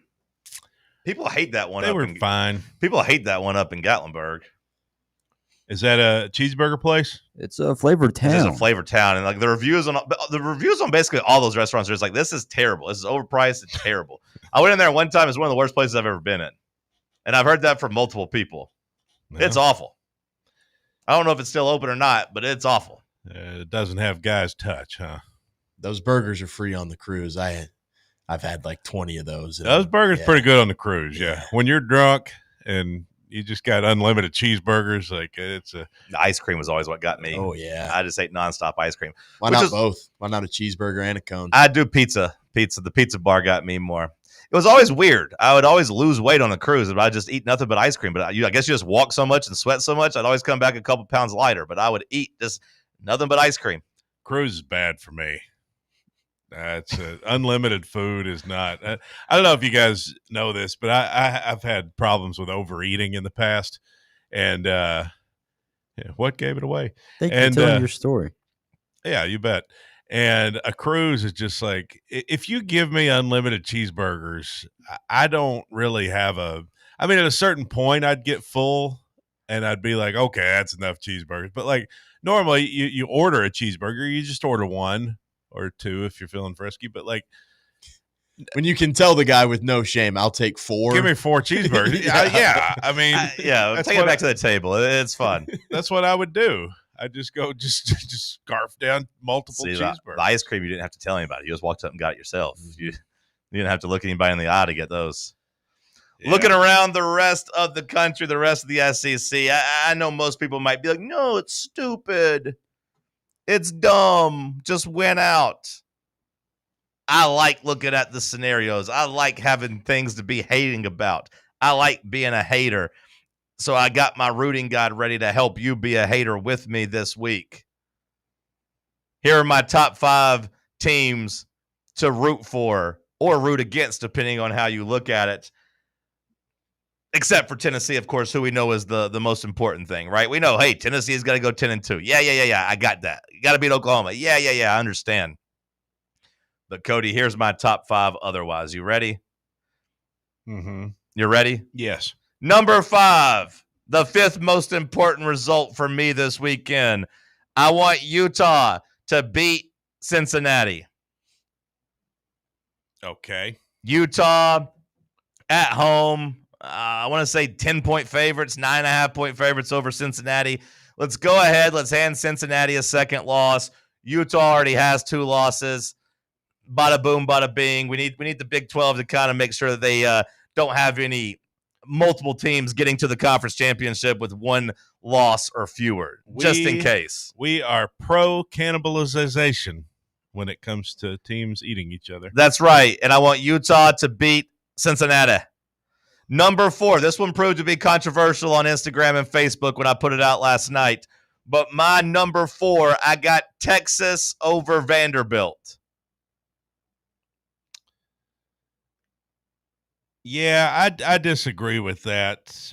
And that's based off of your take earlier in the week that you're worried about us not getting in over 10-2 Vandy when we just beat them head-to-head. I'm worried that it is not a slam dunk. When I've looked at the way they treated us in Alabama in 2022 and 2024, I don't think that head-to-head, especially when the one team is at home, I just don't think it's a slam dunk. So I am rooting for Texas to beat Vanderbilt. I hear you, but the way they treated us and who? Alabama. Exactly. I think you're grossly Vanderbilt. I think you're grossly underestimating what Vanderbilt means to college football this year. What they could sell Vanderbilt to mean to college football this year. No. Obviously, I understand Alabama is a much, much bigger brand than Vanderbilt. I understand Alabama is a bigger brand than Tennessee. But, Cody, there's 2 things you need to keep in mind. There is no more beloved underdog this year than Diego Pavia in Vanderbilt across the country. Beloved. Yes, he is. Outside of Knoxville and then maybe outside of a couple other SEC I don't think towns. Alabama people. I think he's very polarizing. I think the SEC people don't like him, but I think the country likes him and likes Vanderbilt as an underdog story. I vehemently disagree with this take. I couldn't disagree more, honestly. And honestly, it makes me feel better that that King Normie over here disagrees with it. That's fine if you want to insult me. It's also important there is not a world in which we go 10-2 and beat Vandy head-to-head, and then Vandy gets in the playoff over us. That world does not exist. There is a world. I'm telling you about the world, especially if Vanderbilt comes in ranked at like number 5 or number 4 because they're going to, if they beat Texas, then blow through Auburn and Kentucky at home, they come in maybe at number 5 and say we're number 11. I'm not sure one game in Knoxville is enough to swap 6 or 7 spots. I think that's a crazy take, and I couldn't disagree more. Also, I need you to open your third eye, Sam. Open your third eye. See, this is what being woke really is about. I know it's been hijacked, so now it just means basically liberal. But Sam, if you will you open up your third eye? What do they want to happen more than anything in college football over the next couple years? Expanded playoff. Expanded playoff. You're damn right. What's the best path to expanded playoff?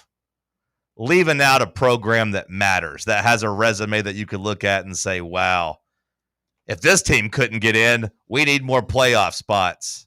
You need a martyr to enact change. You are overthinking Tennessee, this. You're underthinking everything in your life. Tennessee would be a perfect martyr here. They did it to us last year, Sam. What happened last year? Alabama goes 9-3. Well, not only that, but what happened to us last year in the playoff? Besides getting killed by Ohio State, but think before that. You don't get your home playoff You game? didn't get your home playoff game as what? The number 8 team in the country. Guess what happened to them just a couple months later? The rule got changed to now, well, we're not doing the automatic buys anymore because a good team shouldn't be forced to go on the road just because we got to make room for the Boise States of the world. We got screwed. We were a martyr for change. If the same thing that happened last year would have happened this year, we'd be hosting a home playoff game. We would have been at home as an 8 seed, not having to go to Ohio State and get slaughtered. We would have won a playoff game. And who knows? We probably would have lost to Oregon, but you can't say that for certain. You need a martyr. Stay woke, Sam. Open that third eye. It's hard to take you seriously with this take when I watch it on video. Not the mama. I mean, I think you're so wrong here. There is not a world, to me, there is not a world that 10-2 Vandy and 10-2 Tennessee just beat them head to head. There's not a world. If the game is close, there's 100% a world. They've done it plenty of times. They put Ohio State in over Penn State, a handful of years ago after they beat them head to head. Like it happens sometimes. I do think you don't think that. Go ahead, Sam. I'm more interested in what you have to say. I do think just for the sense of eliminating as many SEC teams as possible, you let Vandy absorb a second loss this week. Texas still has to play Georgia and Texas exactly. A&M, and then you think that they're going to absorb a third loss, and then you can hand Vandy their third loss while you're at Tennessee. Exactly. That to me, thank you, Sam. I agree. It is multi-part. Like I think that Texas would still struggle to win out, and I would rather Vanderbilt have a second loss just so we are 100% eliminating them in the end of the game. Because bottom line, people that are like, hey, we need Vanderbilt to be as good of a win as possible. If Vanderbilt's our key win, our resume ain't going to be good enough whenever it gets held under a microscope. Cody might be right. They're like, hey, if it's just Tennessee versus Vanderbilt, they'd look and say head-to-head result, especially if Tennessee wins by multiple scores. But if that's our only quality win, we ain't really beating too many people with a resume test. So we just need as many people with more than 2 losses as possible. Thank you for understanding the logic. It's just not going to happen. I'm just telling you that that's not going to happen. And you can say that, but you don't have any proof. You don't have any examples. You're vastly underestimating the power of lobbying. A school like Tennessee does not get left out over a school like you're Vanderbilt. underestimating the power of being a martyr and sacrificing Tennessee to get to a 16-team playoff, to get to a 24-team playoff. Brands, we're going there anyway. That's not going to affect it. We're going there anyway. No need to be a conspiracy theorist about it. It's not guaranteed. The brands matter in college football more than they matter in any sport. We would have made a case for Bama to make the playoff. They matter well, at a certain point, you can't justify it when you have 3 losses. But if the records are the same, the brand always matters. The brand matters more in college football than it does any other sport. There is not a world that 10-2 Vandy gets in over 10-2 Tennessee. There's not a world. It doesn't exist. I disagree. It's not going to matter. You can't talk about the brands mattering so much. Didn't Georgia get left out for Washington a couple years ago? There's no sense in arguing with about it. Somewhat similar resumes. Didn't Georgia take a second loss in the SEC championship and fall out? How many losses did Washington have? We're talking about the same number of losses here. Now, if we start talking about different numbers of losses, that changes the math. I don't think that Washington team had 2 losses. Texas over Vanderbilt. It's not going to matter, by the way, just last point here, because Texas is going to beat Vanderbilt. Well, I'm rooting for Texas to beat Vanderbilt. Well, that's what I want to see happen. This is a rooting god. I think you and I both know that's going to happen. I'm not 100% sold, especially I don't know what we're getting from Texas's quarterback in terms of Arch or Cardwell, either one, because Arch is still questionable, right? They haven't ruled him out. He's still questionable. Hell, he's not even good when he plays. I'd kind of like to see Cardwell play, but hook him. I'm rooting for Texas. Number 3, I got Kansas State over Texas Tech. This line's pretty close. Texas Tech dealing with some quarterback injuries. I think the logic's pretty self-explanatory. I want Texas Tech to take a second loss. I don't want multiple Big 12 schools to even have a chance. Number 2, this one's a little bit more far-fetched. This one, you barely have to squint to even consider it reasonable. But they played close against Alabama. I think Ole Miss let Wazoo hang around. I don't think Ole Miss is above a letdown game. South Carolina over Ole Miss is number 2 on my list.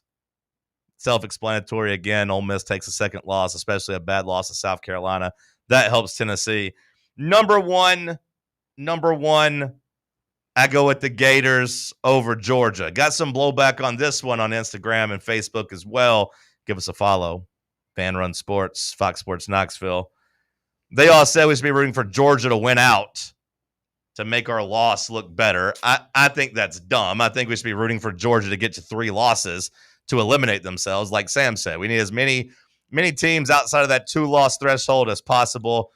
If Florida beats Georgia, that puts Georgia on danger alert when they still have to play Texas and Georgia Tech.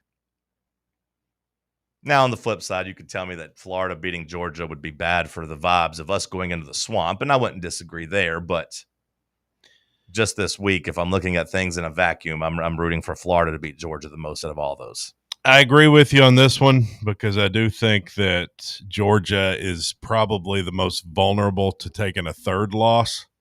Like if they were to lose to Florida, and then you mentioned, they got Texas and Georgia Tech both left, plus at Mississippi State, which isn't easy. It's not easy. I do think if you could get Georgia to a third loss potentially, then that puts you in a good spot. So, that would start with the Florida game. So I agree with all those except for the crazy Vanderbilt take. But Big 12, you need those teams to start eating each other a little bit. Other games to keep in mind. Didn't quite crack my top 5. Easy for me to say. Either because they don't necessarily seem reasonable enough, or just I didn't think they were top 5 worthy. SMU are they at home against Miami this week? I believe SMU's not very good. Is that game tonight? No, that's Saturday. I was gonna say I don't think so. Miami at SMU. Yeah, SMU's at home. You hope they can pull an upset there. It'd be nice to see Miami take a second loss. Miami's 10.5-point favorites. I got one for you for next week. We want Virginia Tech to beat Louisville. We'll get to next week. Virginia Tech at Louisville. You just want the ACC to start taking some losses. Same for NC State over Georgia Tech. That one would be nice. NC State at home. And those are the other ones to keep an eye on.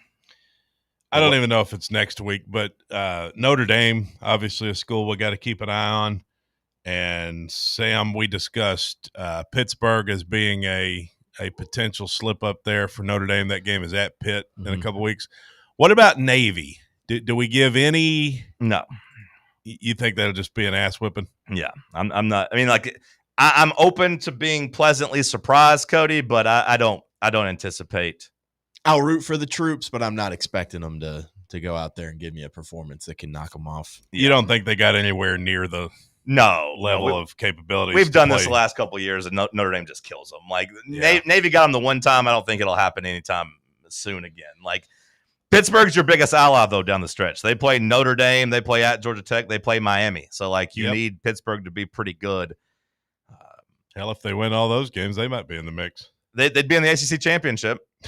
But in terms of getting into an at-large, I feel like it'd be hard to do that if they lost the ACC championship and were 10-3. But maybe. Yeah. I mean, that's 3 top 12 opportunities down the stretch. I do think they're bound to knock one of those people off down the stretch. Those final 3 games. Oh yeah, I'd bet money they get at least one of them. Narduzzi loves doing that to people late season. I'd say it's possible they get 2, Sam. If I was going to be honest, but that's my rooting god. Of course, Tennessee's got to win, but I'm rooting for Utah, Texas, Kansas State, South Carolina, and Florida. We'll get Cody's picks of the week coming up next. Let's talk sports on Fan Run Radio. Can't get enough Fan Run Radio? Download the free Fan Run app and take the best Tennessee sports conversations with you wherever you go. Hey, Knoxville. Surfside iced tea and vodka, made with real brewed tea, is only 100 calories, 2 grams of sugar, with no bubbles and no troubles. That's right, 0 carbonation, so it's easy to sip and enjoy. Headed to a game day or party at a friend's house? Bring an iced tea or lemonade variety pack from Surfside, or try their green tea and new raspberry tea vodka.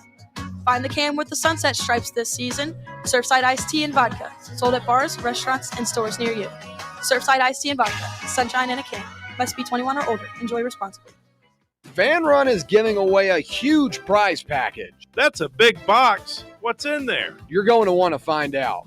What's in the box? What's in the box? Give me the gun. A winner will be drawn live on Halloween during Fan Run Friday at Calhoun's on the River. To learn how you can earn entries, make sure you're tuning in daily to Fan Run Radio and following us across all of our social media platforms on Facebook, YouTube, X, TikTok, and Instagram. A brand built in Tennessee and born from the love of the game. Inward Half revolutionizes golfing comfort. Crafted by a former pro and dedicated enthusiast just like you, our luxury performance wear guarantees you stay cool and comfortable through every swing and every day.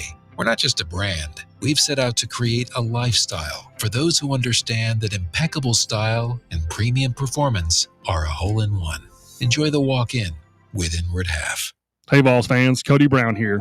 I grew up right here in Tennessee and know what it means when someone says, I've got your back. That's why you can trust Farm Bureau Insurance of Tennessee. Whether it's your home, your vehicle, your family's future, or the business you built from the ground up, we will show up for all of your insurance needs. We are Tennesseans who understand what matters, which is doing right by you. Insurance is not all about just paperwork and policies, but it's about the people we insure every day. So if you want insurance that hits home, give me a call at 865-992-3871. Go Vols. Yeah, it's another day, but what kind of day is it really? A day of doom scrolling? Laundry day? Nah, it's a White Claw day.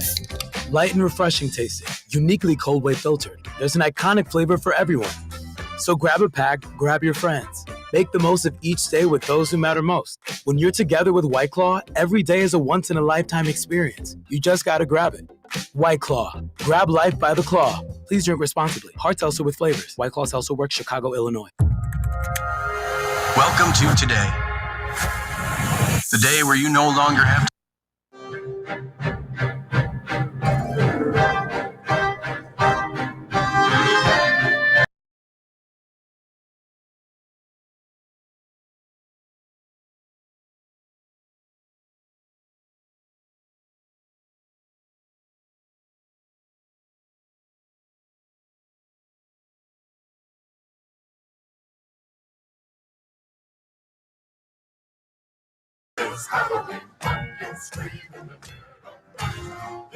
This is Halloween, and this will be Cody's Pick segment. As you are on fire, you've been locked in, ready to go when it comes to college football. What do you got for us this week, Big Mark? Well, I would like to begin with a game that we just talked about. I've felt great about it ever since I saw it. I like Texas at home against Vanderbilt. I think you got one team. I think you got two different sides of the card here. You got one team that is overrated, one team that is underrated. You got one team with positive vibes, one team with negative vibes. You got to look at where these games are played a lot of the times. Texas, we discussed it earlier in the week, they haven't even had a real game in Austin.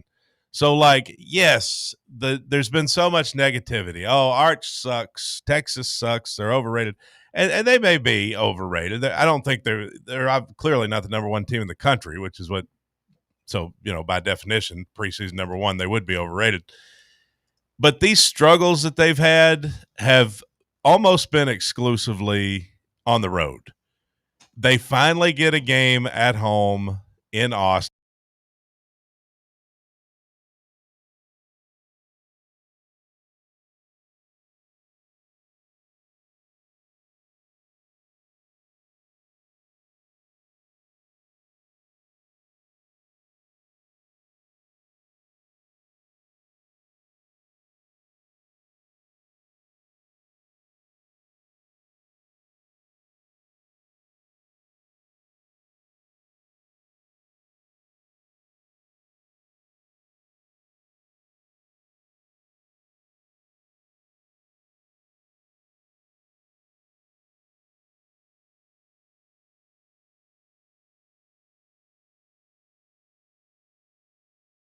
But I'm taking it. I'm taking Texas. I also like Florida with the points against Georgia. I think Georgia has shown all year that they're pretty susceptible, which, Florida obviously is not great either. They've lost a lot of games, but give me Florida with the points. Howdy, Cody. Top of the morning to you, my friend. Hello, Money Monster. Hello, Cody. Howdy. Howdy. Howdy. I like that. I see you have dressed up for Halloween. Yeah, you know, sometimes I complain and say I don't like Halloween, but deep down, I still like it. So today, I come to you ready to lasso some winners, rob some banks, and make some money. Now, what are you dressed as? What is your costume? What do you think? Are you a... What do you call... Would we say... What do you call a Mexican cowboy? What do you call a Mexican cowboy? vaquero? A cowboy, you racist! But you, well... I'm just a cowboy! It's not vaquero? Just a cowboy! Yee-haw! Let's make some money. You said you like the Longhorns? I like the Longhorns. You look like a guy who might like the Longhorns. Let me get my lasso. As a vaquero. Just prefer cowboy. Just more, prefer cowboy. More like Feo, am I right? Just prefer cowboy. Yee-haw! I too like the Texas Longhorns. I spent many times in Texas, hanging out with some steers, hanging out with some good old boys, running around the fields, going on a camping trip, sitting next to campfire, singing songs, some beanies, lots of weenies, and we just sing songs. And I miss those days out on the frontier. Oh, I like Texas. Oh, everything is bigger in Texas. Just like the pain that Diego Pavia will feel in Texas. That pain will be deep.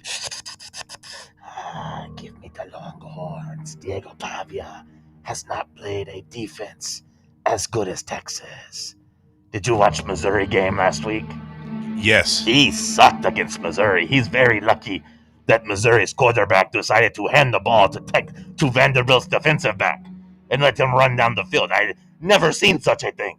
The fact that he's, on these Heisman lists. Oh, come on, Cody.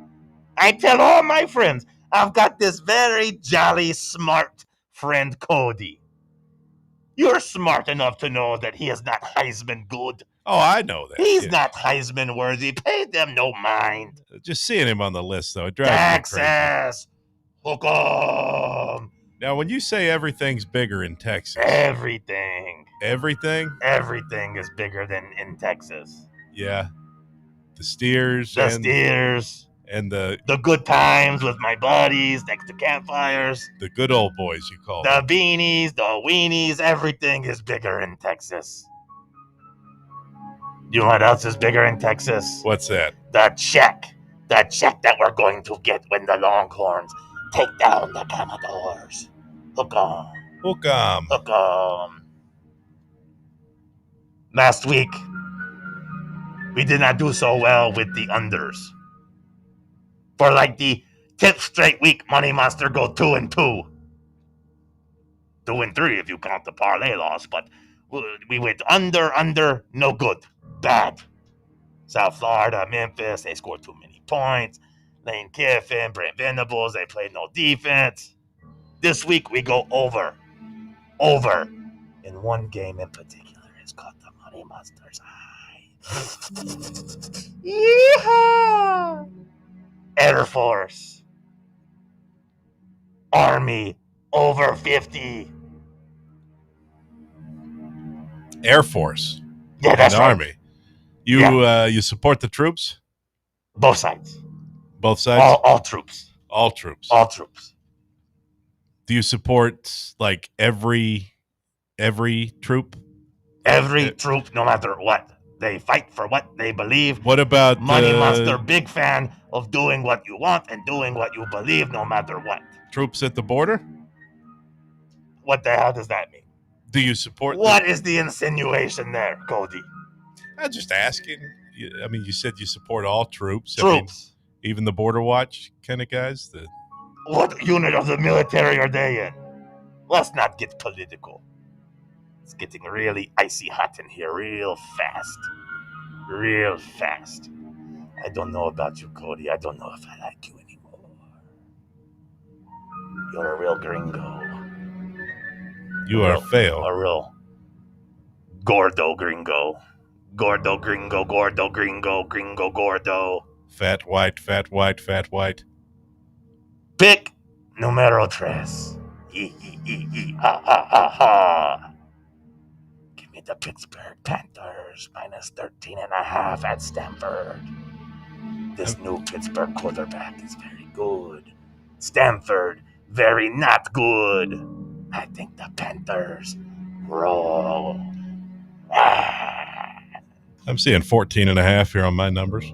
Okay, it's 13.5 where I looked, but 14. Let's just split down the middle. I think either one's going to be fine. We'll split down the middle. Buy the half point if you have to. Gringo Gordo. Tickets as low as $9 for that game. I wouldn't pay $9 to go to the game, would you? No. I wouldn't want to see that. Pick numero cuatro. Pick number 4. Money Monster. You know, I must say the Money Monster. It seems like he always likes Tennessee, doesn't it? Yes. Feels like most times Money Monster likes Tennessee. And many times that's why Money Monster goes 2-2. What do you mean by that? A lot of times Tennessee does Money Monster good. Sometimes.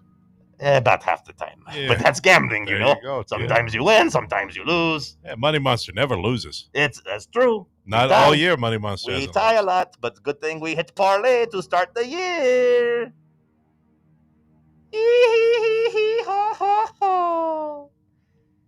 Tennessee minus 2.5. Is that the number you have this time? 3.5 is what I'm seeing. 3.5? No, 2.5. 2.5. Okay. I heard you. I heard John. They talked about 2.5. It did move to 2.5. Yeah, your numbers are old, man. Your numbers are old news, man. Your numbers are old news. I see 2.5 now. 2.5. You just want to give Money Monster a hard time, huh? I do not. You just want to be mean to Money Monster. Why, Cody? No, I just like the spirited debate. Minus 2.5. Tennessee, kneeling at night, drags the Oklahoma Sooners to hell. Spooky. What's your favorite candy? I've been eating a lot of Kit Kats lately. That checks out. What do you mean by that? Pretty gordo.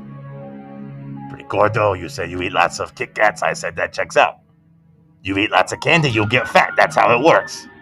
So you telling me that you eat a lot of Kit Kats while being really fat checks out. It can't be more simple than that. Why do you always call me fat, Money Monster? You're jolly, man. Come on. You're my big chubby friend. I tell everybody. I got this real lard ass that I hang out with in Knoxville. You know, if it wasn't for all the tamales you send me, maybe I could, cut down a little bit. You send me so many tamales. But this time I send you money. Air Force, Army, over 50. Pittsburgh, minus 13.5. Texas, minus 2.5. Shout out to all my boys on the prairie that I miss. I wish I was there under the stars with you. Whenever I look at human moon, I think of you. Wherever you may be, I hope you know that. Have you ever seen Brokeback Mountain? What's that? It's a movie. No, Money Monster don't watch movies. You don't watch movies? No, only one. Which one? I really like the movie Easy A. I love Emma Stone. She's great. Yeah. You see her new movie come out? No. She's got a bald head. She looks like me. Well, me without a hat. Just right here. She looks like me, bald head. She shaves her head. You should look into Brokeback Mountain. I think you'd like it. You want to go sometime to Brokeback Mountain with me? No, I don't go to Brokeback I've Mountain. made some good friends on that gambling app I've told you about. I've made some good friends, and I saw you on there, and you never respond to me on the grinder, and we're trying to put these parlays together and make some money. But I got to say, it's now just kind of a hangout friendship app. I've made some really good buddies there. You guys are working hard over there. Really good buddies over there. You should come hang out with us sometime. Well, maybe. If I get the invite. What about when we make all this money? Schedule allows for it. 4-0 this week, guarantee. Guarantee. Right. Halloween parties tonight? No party. No time for party. No mood to party. Just some more group hangouts with me and my friends as we try to make money. Just some big group hangouts. Okay, see you later, Cody. Have a good Halloween, buddy. Happy Halloween, everybody. Happy Halloween. See you. Check out our new and improved website at fanrunradio.com. Are you thinking of buying a home but don't know where to start? Well, call VFL Josh Travis, your local mortgage expert with Foundation Mortgage, based right here in Knoxville. Whether it's your first home or your forever home, he'll keep the process simple every step of the way. To get started, visit mortgagebrokerjosh.com or call 423-312-9777 today. Foundation Mortgage Company, LLC is an equal opportunity housing company. NMLS number 1387311. In a world filled with deadlines and screens, sometimes we forget the simple joys of life, days filled with special moments. At Inward Half, we understand the essence of these moments. Feel the difference between our breathable fabrics and flexible apparel as you disconnect from the hustle and bustle and reconnect with what truly matters. Inward Half. Simple luxury for on and off the course.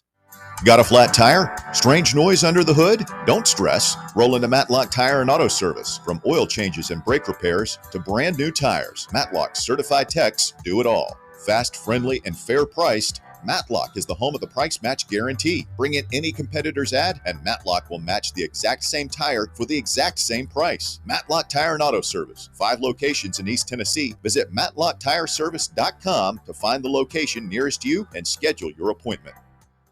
Running a business, coaching a team, planning your next big event, you need more than just gear. You need SM Athletics and Logo Solutions. Custom uniforms, branded apparel, promotional products, done right, done fast, and built to show off your brand with pride. From local businesses to high schools to major universities, SM Athletics is trusted by winners. Get real service, get real quality, get noticed. SM Athletics and Logo Solutions, where your brand comes to life. Visit smathletics.com and let's build something great together.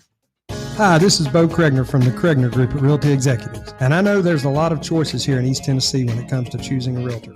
Here's why the Kregner Group is different. At the Kregner Group, our motto is walking by faith, serving others. It's how I live my life. It's how I run my business. Here at the Kregner Group, we're committed to doing real estate the right way. Faith, honesty, integrity. The Kregner Group. Call me anytime at 865-742-1035 or visit my website at bonoshouses.com.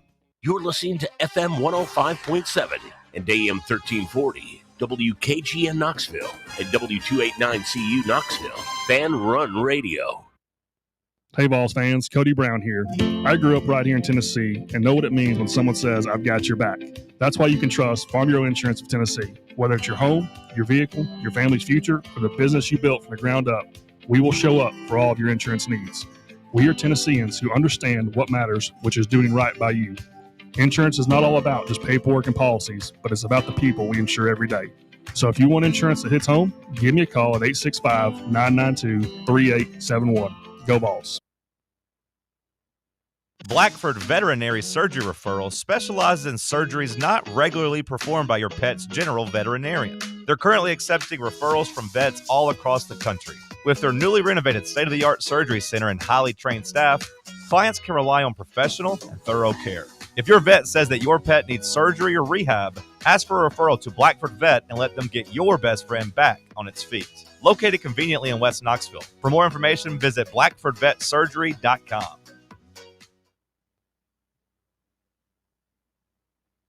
Hey Knoxville! Surfside iced tea and vodka, made with real brewed tea, is only 100 calories, 2 grams of sugar, with no bubbles and no troubles. That's right, zero carbonation, so it's easy to sip and enjoy. Headed to a game day or party at a friend's house? Bring an iced tea or lemonade variety pack from Surfside, or try their green tea and new raspberry tea vodka. Find the can with the sunset stripes this season. Surfside iced tea and vodka, sold at bars, restaurants, and stores near you. Surfside iced tea and vodka. Sunshine in a can. Must be 21 or older. Enjoy responsibly. Got a problem tree looming over your home? Call ECR Total Landscapes. Whether it's trimming, removal, or storm cleanup, our certified pros get the job done safely and efficiently. We're licensed, insured, and ready 24/7 for emergency calls. Big or small, we cut them all. ECR Total Landscapes. Call now for a free estimate, 865-384-2012, and mention promo code FANRUN for free stump grinding on any tree removal now through the end of the year. Also, visit us at ecrtotallandscapes.com.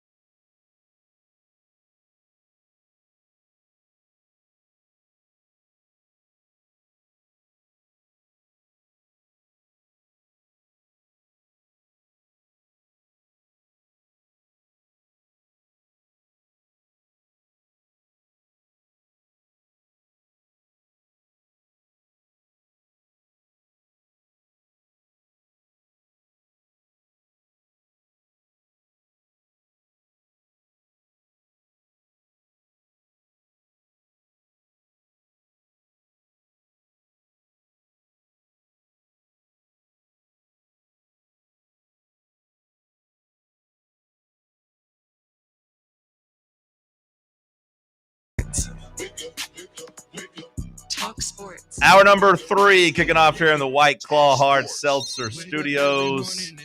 Let's hit some Hour 3 headlines. What you got, Cody Mack? Well, thank you, John. You're welcome, man. Shohei Ohtani rolls for a potential World Series Game 7. Well, why are we talking about Game 7? The Dodgers got to win Game 6 first, bucko. Oh, they're going to win Game 6. They're going to win Game 6. Are they going to pitch Ohtani in Game 7? I guess that's what the question is. That's what the roles are, like whether or not he's going to pitch. That seems crazy that they would throw him out there. The Dodgers have enough pitching that they should not have to throw Ohtani out there. I get it's a World Series Game 7, but it's a guy that's dealt with arm issues. I don't feel like you'd risk it, but what have they said? That's what they're talking about, on whether or not Ohtani would enter as a reliever after starting the game as a DH. The Dodgers would lose their DH. If he enters as a reliever after starting, he'll need to play a position. Dave Roberts says, I think we would consider everything. It's more of just kind of doing whatever we can to get through tomorrow and then pick up the pieces and see what the best way will be to attack a potential Game 7. Everything should be on the table and will be, for sure. So they're looking at options on what they would do with Ohtani. But yeah, got to get through Game 6 first. So he threw 93 pitches. I would find it. I know you can do that with other aces, but with him being such a, I don't know. I don't want to call him a specialty player. That's not fair. I don't know. A special player. He is a special player. Do you see how excited he was to pitch after playing 18 innings? Yeah. I mean, those guys are kind of built different. Like those Japan professional leagues, they don't really care about arm care. They'll go out there and throw guys for like 170 pitches. Okay. Japanese folks are very dedicated to the cause. They will do whatever it takes to make sure. Like I would imagine probably the goal. Dodgers staff doesn't want to throw him out there, and Shohei's going to be like, "No, I want to go pitch." Okay, I mean that's a fair point, and I do feel like I feel like anybody would say they'd rather win a championship than pitch 3 or 4 years. Because unlike regular pitchers, if Ohtani can't pitch, he's still very, very valuable, obviously as a hitter. Whereas most of these other pitchers, all these other pitchers, if you remove their ability to pitch, they're pretty much useless. So maybe that plays into it. Well, the Dodgers could use some bats right now. I mean, after the NLCS, people kind of questioned whether or not the pitching could stay so dominant. Blake Snell has been, I feel like, the weak link of the Dodgers pitching in terms of the starters. So it has not been able to stay ahead of the Toronto lineup. But we'll see. Ohtani, very interesting as a two-way player. We'll see what happens there. The NBA is reviewing bets that could be considered vulnerable, as well as wager limits. In the wake of the NBA betting scandal, the league and its partner sportsbooks say they are reviewing what types of bets are most vulnerable to manipulation and how much bettors should be allowed to wager on such bets, according to sources with ESPN. Before the season, the NBA identified missed free throws, fouls, and turnovers as types of wagers that would be susceptible to manipulation and asked its partner sportsbooks not to offer those bets. Not to offer free throws, turnovers, or what? Fouls. Yeah, maybe I'm not looking at the right sites, or maybe I'm not looking deep enough into it, but I've never really seen fouls be offered. Turnovers, I feel like I've seen in some games, but not all games. Now, maybe there's some that I don't use that have it. Maybe DraftKings has a lot of those options. I don't ever really use DraftKings. It says FanDuel did not offer such wagers in past seasons, but DraftKings had offered. Okay, well, there you go. But DraftKings had offered in-game betting on players making or missing free throws. Okay.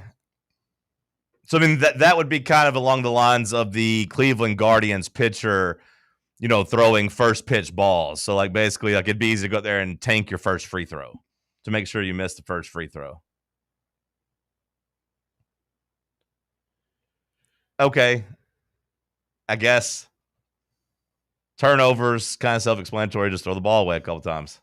An NBA spokesperson told ESPN prop bets on individual player performance can raise heightened integrity concerns and warrant additional scrutiny.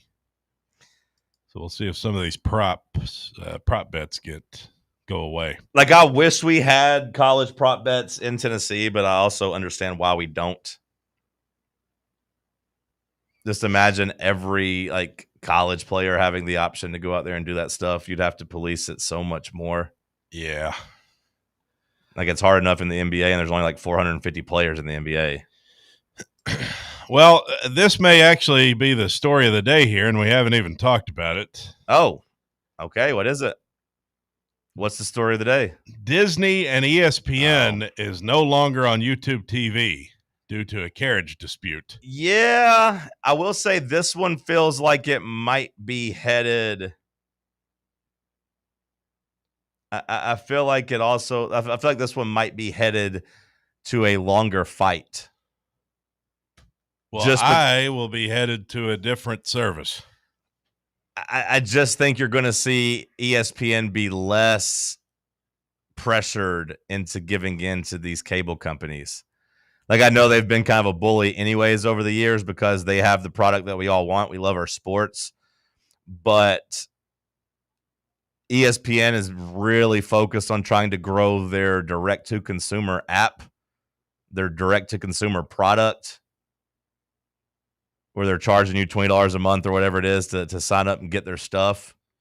So if they're off YouTube TV, that could lead to millions of people be like, you know what, screw it. All I want is sports anyways. I'm just going to go pay for ESPN. Then they get you. Well, so I do think this one's going to be a little bit longer than usual. Well, Could be wrong.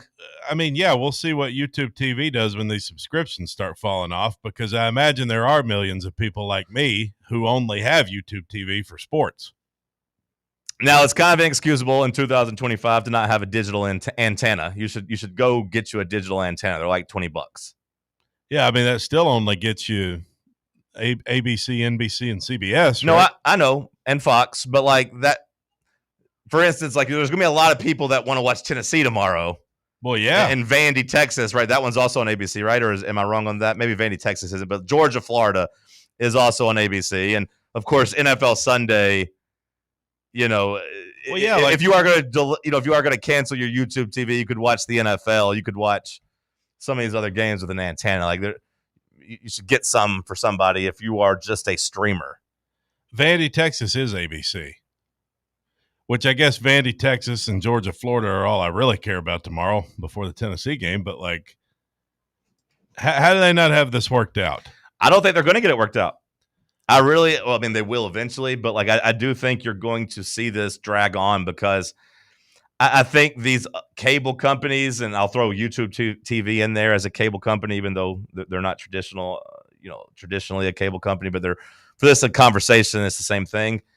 ESPN's at war with them right now. ESPN wants to do their own thing. ESPN wants to cut them out. ESPN has the product this weekend that people want. So if they can hold, if you're ESPN, it behooves you to wait a week. Let people like Cody cancel YouTube TV. Maybe they get desperate and they just pay ESPN and get ESPN's offerings. So what am I supposed to do? You're supposed to cancel YouTube TV and buy ESPN's, their. But how do I watch the game? On your TV. Streaming, like on their app. They're doing an improved app. I have the ESPN app. Or do you pay for like the ESPN over the top stuff though? Like do you pay for like ESPN Plus and all that? Well, yeah, I think I got ESPN Plus. The new improved ESPN Plus. Like I'm not exactly sure. I got an update like last month in an email. It's like, hey, your ESPN's going up and it's going to be like $150 a year. Well, I got that where you can watch ESPN, but it says you got to log in through your TV provider. Yeah, see, I think they've changed it. You need to look into it. Because I want to say so annoying. I mean, that's why I've just never canceled cable, man. Everyone makes fun of me for still having just the. No, I'm not making fun of you. The traditional cable, and even Spectrum got screwed by ESPN a couple years ago on college football week 1, and I'm sure it'll happen in a couple of years when their contract's up. But it's only going to get more annoying. YouTube says, despite our best efforts, we've not been able to reach a fair deal. And starting today, which was yesterday, Disney programming will not be available on YouTube TV. This means you will no longer be able to watch channels like ABC and ESPN or access recordings from these networks in your library. See, I don't know what you pay currently. It's like $80-something a month. No, not for YouTube TV, but like ESPN wants you to go to the ESPN, all of ESPN all in one place is what they call it. It's $30 a month. Okay. $30 a month. You get Disney, you get Hulu, you get ESPN. So what's going to happen is I'm going to have to subscribe to that for tomorrow, and then YouTube will be back next week probably. Probably. I mean, it's very annoying. I don't know if they offer a free 7-day trial or whatever on ESPN or not either. But like if you cancel Fox Sports, like if you cancel YouTube TV, you're not going to be able to watch the World Series, which is on Fox. It would if you get that antenna I'm talking about, Maddie. But then that's another $20. That's just $20 up front, though. That's one time. Well, Fox is still on YouTube TV, right? Well, yeah, but he's you're saying if you canceling your cancel. plan. He's saying if you cancel. Oh, yeah. Well, that's true. That's why you get the antenna, Maddie. Then you get to watch all those for free. It's just a one-time, like, $20 fee. But then you got to deal with, okay, how do I watch Amazon Prime on whatever day, Thursdays, right? How do I watch Peacock if I want to watch the NBA? How do I watch NBC? You're going to lose all this stuff, and you're going to end up spending more than $80 because you have to buy all these different plans. Yeah, it's very annoying. Hell, they charged me $20 yesterday for FanDuel Network, like what used to be Fox Sports, like Southeast and Bally, I guess is what it used to be. Even though they told me I had a free code for it, which I pay for because $20 a month. I want to watch my Hawks games, so like I'd pay that, but it's expensive to be a sports fan, man. Can you watch your Hawks games here, or is it I can watch them on my phone? I thought there's blackout restrictions in Tennessee for Atlanta. Yeah, not on the TV. I get most, like if the Grizzlies are playing that night, I don't get Hawks games on my TV. If the Grizzlies are not playing, I get Hawks games. But on my phone, on the FanDuel network, again, it used to be Fox Sports Southeast and it was Bally. Bally, yeah, like it used to be both of those. I can watch the Hawks every night. They give me the option for Hawks and Grizzlies there. I don't know if that's designed to make me pay $20 a month or whatever, but I can watch all those games. Well, in other news, Gunnar Stockton really wants to beat Florida because Florida killed his grandfather. Did you know this? Have you seen the story? I don't know. Gunnar Stockton's grandfather, Lawrence. Yeah. Sorry. His grandfather, Lawrence Stockton, died of a heart attack. It just means more. In the parking lot after Georgia lost to Florida back in 2010. He said something about Todd Grantham and then collapsed, said his widow, Suzanne. This is a real story. It's 100% That's such a true. football guy way to go out. Yeah. Just being mad at an outcome of your game. That's what his widow said. I said something about Todd Grantham, and then he went down. So Gunnar Stockton was born to be a Georgia Bulldog. Yeah. Gunnar Stockton's grandfather died of a heart attack in the parking lot after the 2010 Florida-Georgia game. So was that game at Florida? That game's always in Jacksonville. Always in Jacksonville, Matty. You're a Florida boy. You should know this. Sorry, The world's largest outdoor cocktail I don't party. follow the worst school and place in the country is. in Now you're Gainesville. talking. Now you're talking. Let's go. Well, in pop culture news, Sydney Sweeney is making headlines after her see-through dress. What was that? Nothing, just a little chuckle. About Sydney Sweeney's see-through dress? Or Yeah. Yeah, you like that? Look at me. I need attention. Yeah. Did you see it? Oh, yeah, I saw it. How long did you see it? Just long enough to crop her face out.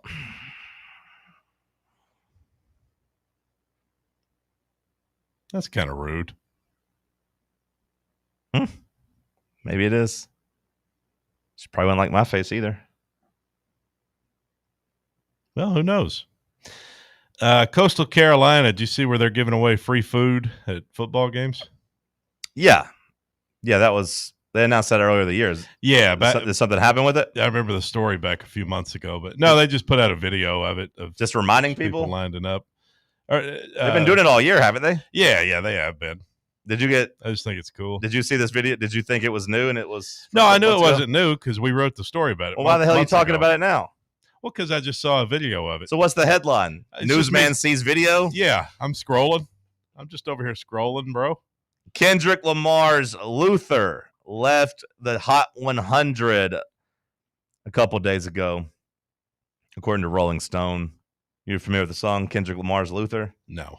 If this world were mine. Oh, yeah, I've heard that. It left the Hot 100. You might be like, oh, so what? Who cares? Well, it's relevant. It's headline worthy because it now means that there is no rap song in the top 40 for the first time in 35 years. Rap is dead? Is rap going the way of classic rock? I don't know, but look, it happens as you get older. As you get older, you stop liking the current music. So me personally, I don't like the current rap landscape as much, obviously, as I did whenever I was in high school and college. But I do think this is telling that no song is in the top 40 for the first time in 35 years. It's a long time. I mean, it does seem that there's a lack of stars in the rap game these days. As a casual rap fan. Yeah, when you say stars, you mean stars that kind of transcend. I mean, sure, yeah, there's star power. There's big man, rappers that people like, sure, but they're not creating big hits, I guess. No, I mean, when we were coming up, I mean, you had 50, you had Eminem, you had Jay-Z, Kanye, Weezy, some big names who were very, very popular in the mid-2000s into the 2010s. No songs in the top 40 for the first time in 35 years. NFL injury news, Kyler Murray going to start against the Cowboys. Come on, Kyler. I'm relying on you in fantasy in a couple leagues, and Marvin Harrison Jr. If you can't cook that Cowboys defense, it's time to retire. The Cardinals should cut Kyler Murray and move on if he's not able to cook this Cowboys defense. And Puka Nacua has declared himself ready to face the Saints. There we go. That's some more good fantasy news. Let's go, Puka. I need you. The time is now.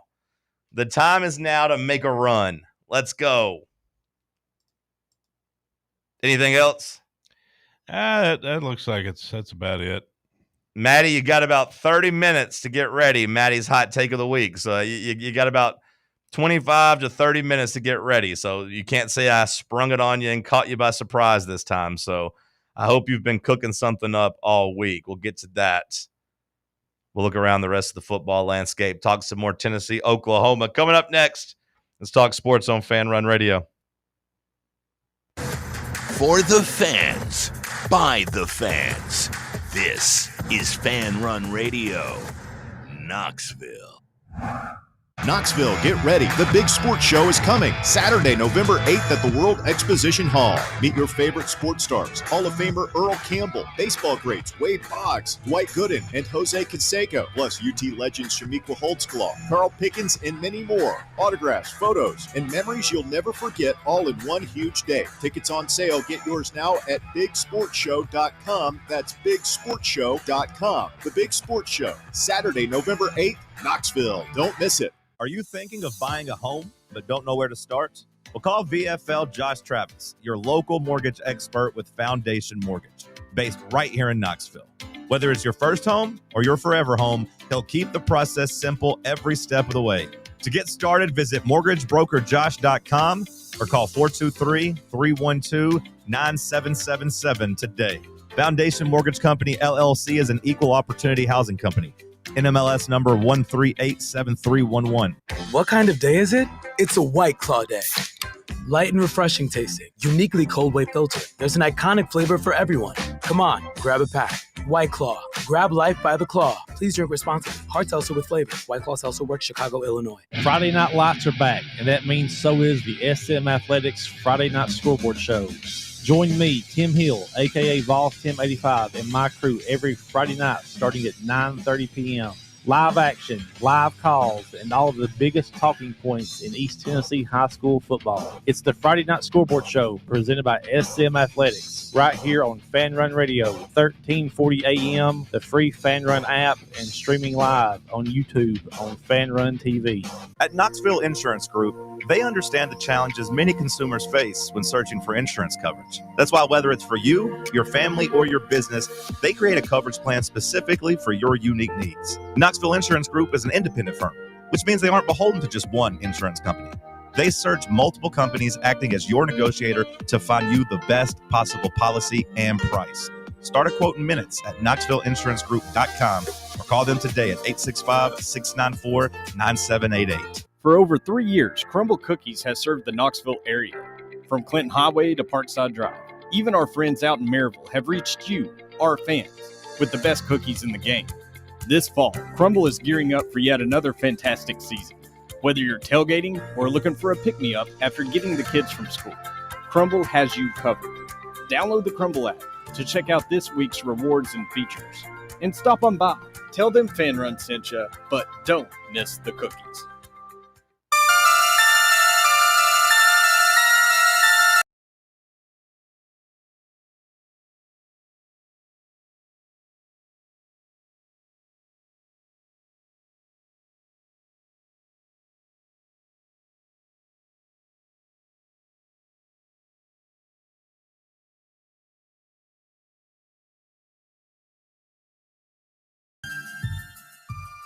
Maddie, you got any Halloween plans for the weekend? Greatest TV show of all time is How I Met Your Mother. So I will be dressing as Barney from How I Met Your Mother, and we'll be heading into the town of Knoxville after a Halloween party later this evening.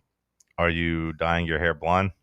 I'm not, but I am going to wear a ducky tie and a pajama suit. Sounds like the Maddie's hot take came early. No. The How I Met Your Mother is the greatest TV show Let me of all rephrase. time. Greatest sitcom. I was of all choosing time. to ignore because it's such a bad take that it No. can only be said to elicit a response. So I was going to do one better and just completely ignore it. Greatest sitcom of all time. No. Yeah, 100%. No. It's It better is than awful. No. The show is not good. What? I've watched it and I like sitcoms. I don't like that show. So what do you like? Terrible ending.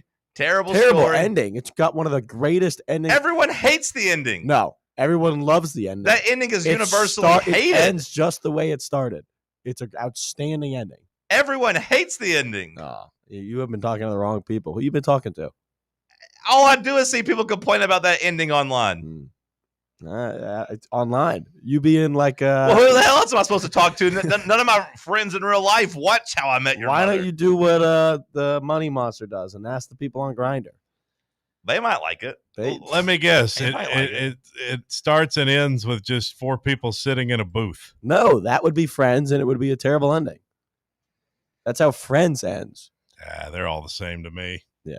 Well, I mean, that's not how Friends ends, but go ahead and go off.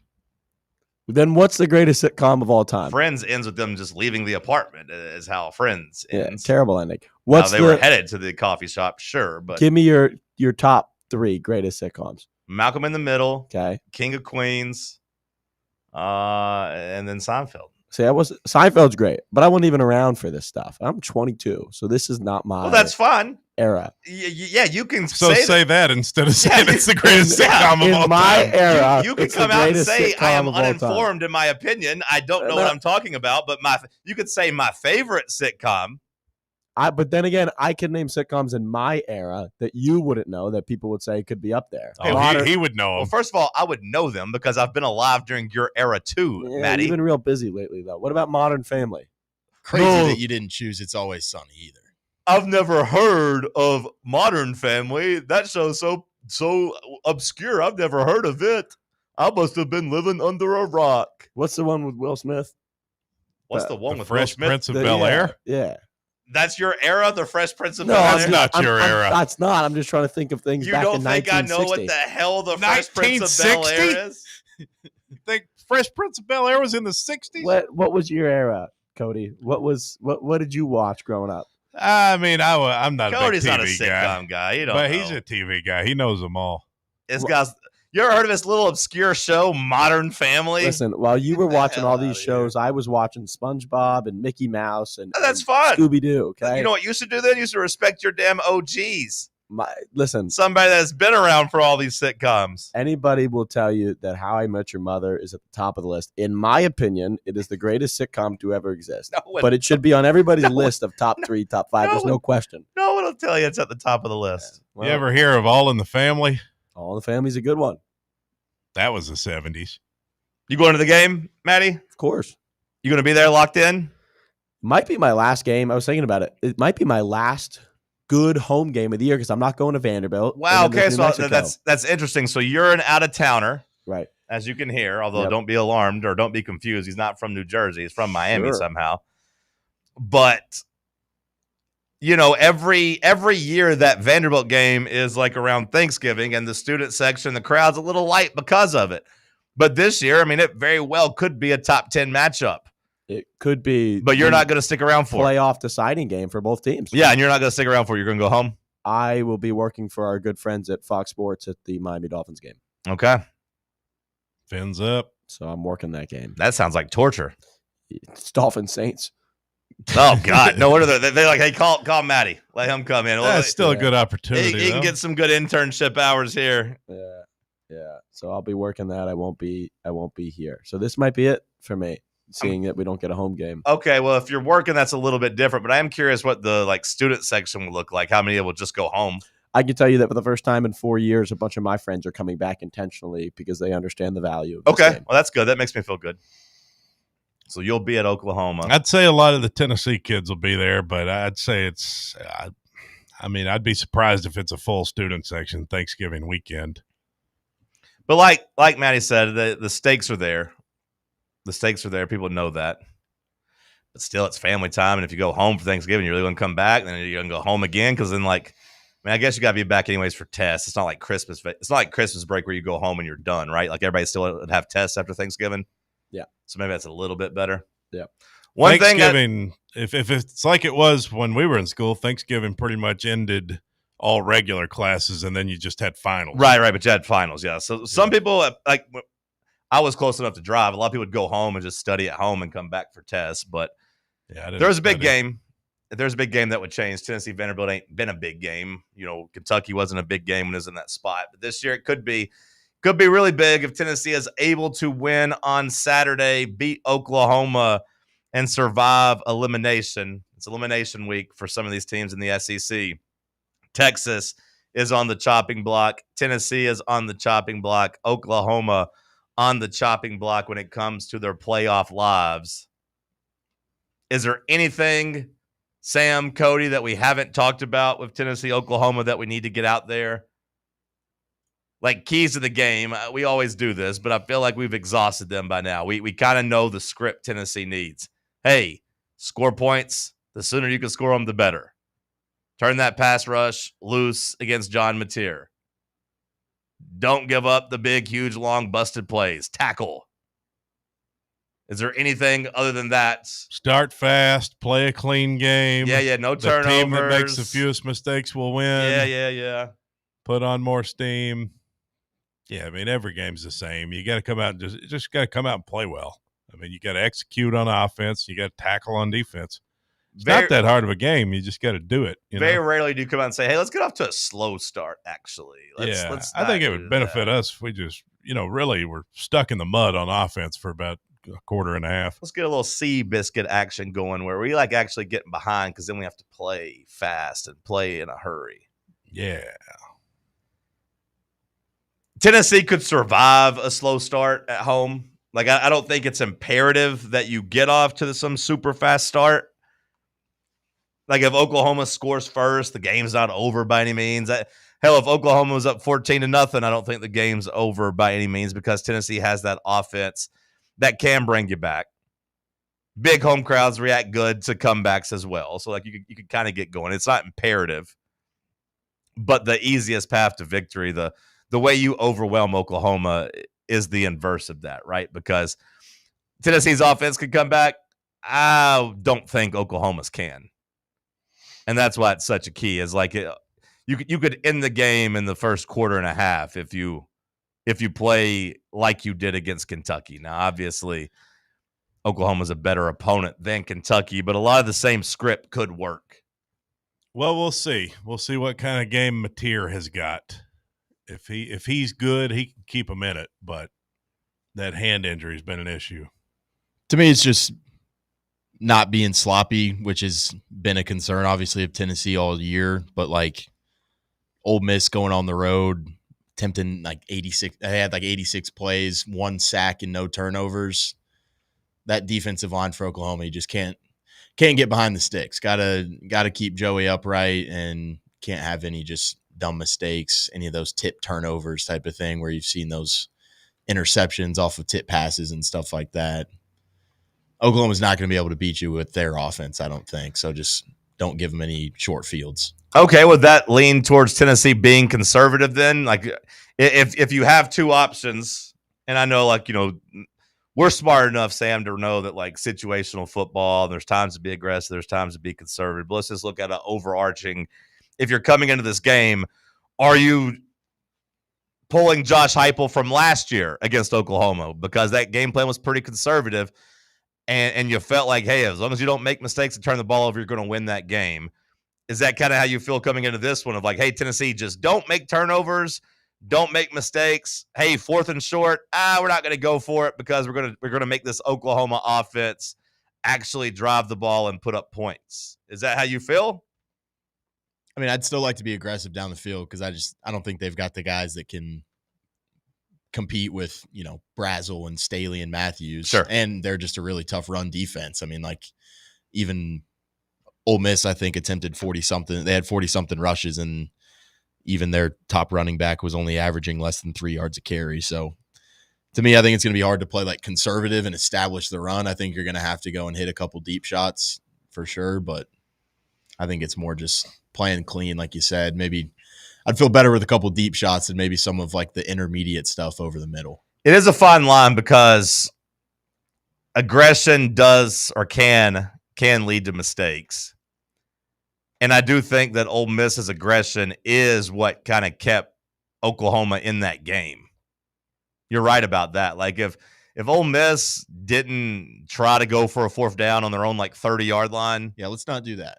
If they didn't get cute around the goal line in goal-to-goal situations and put in Austin Simmons and have him miss some open passes, then they probably win that one going away.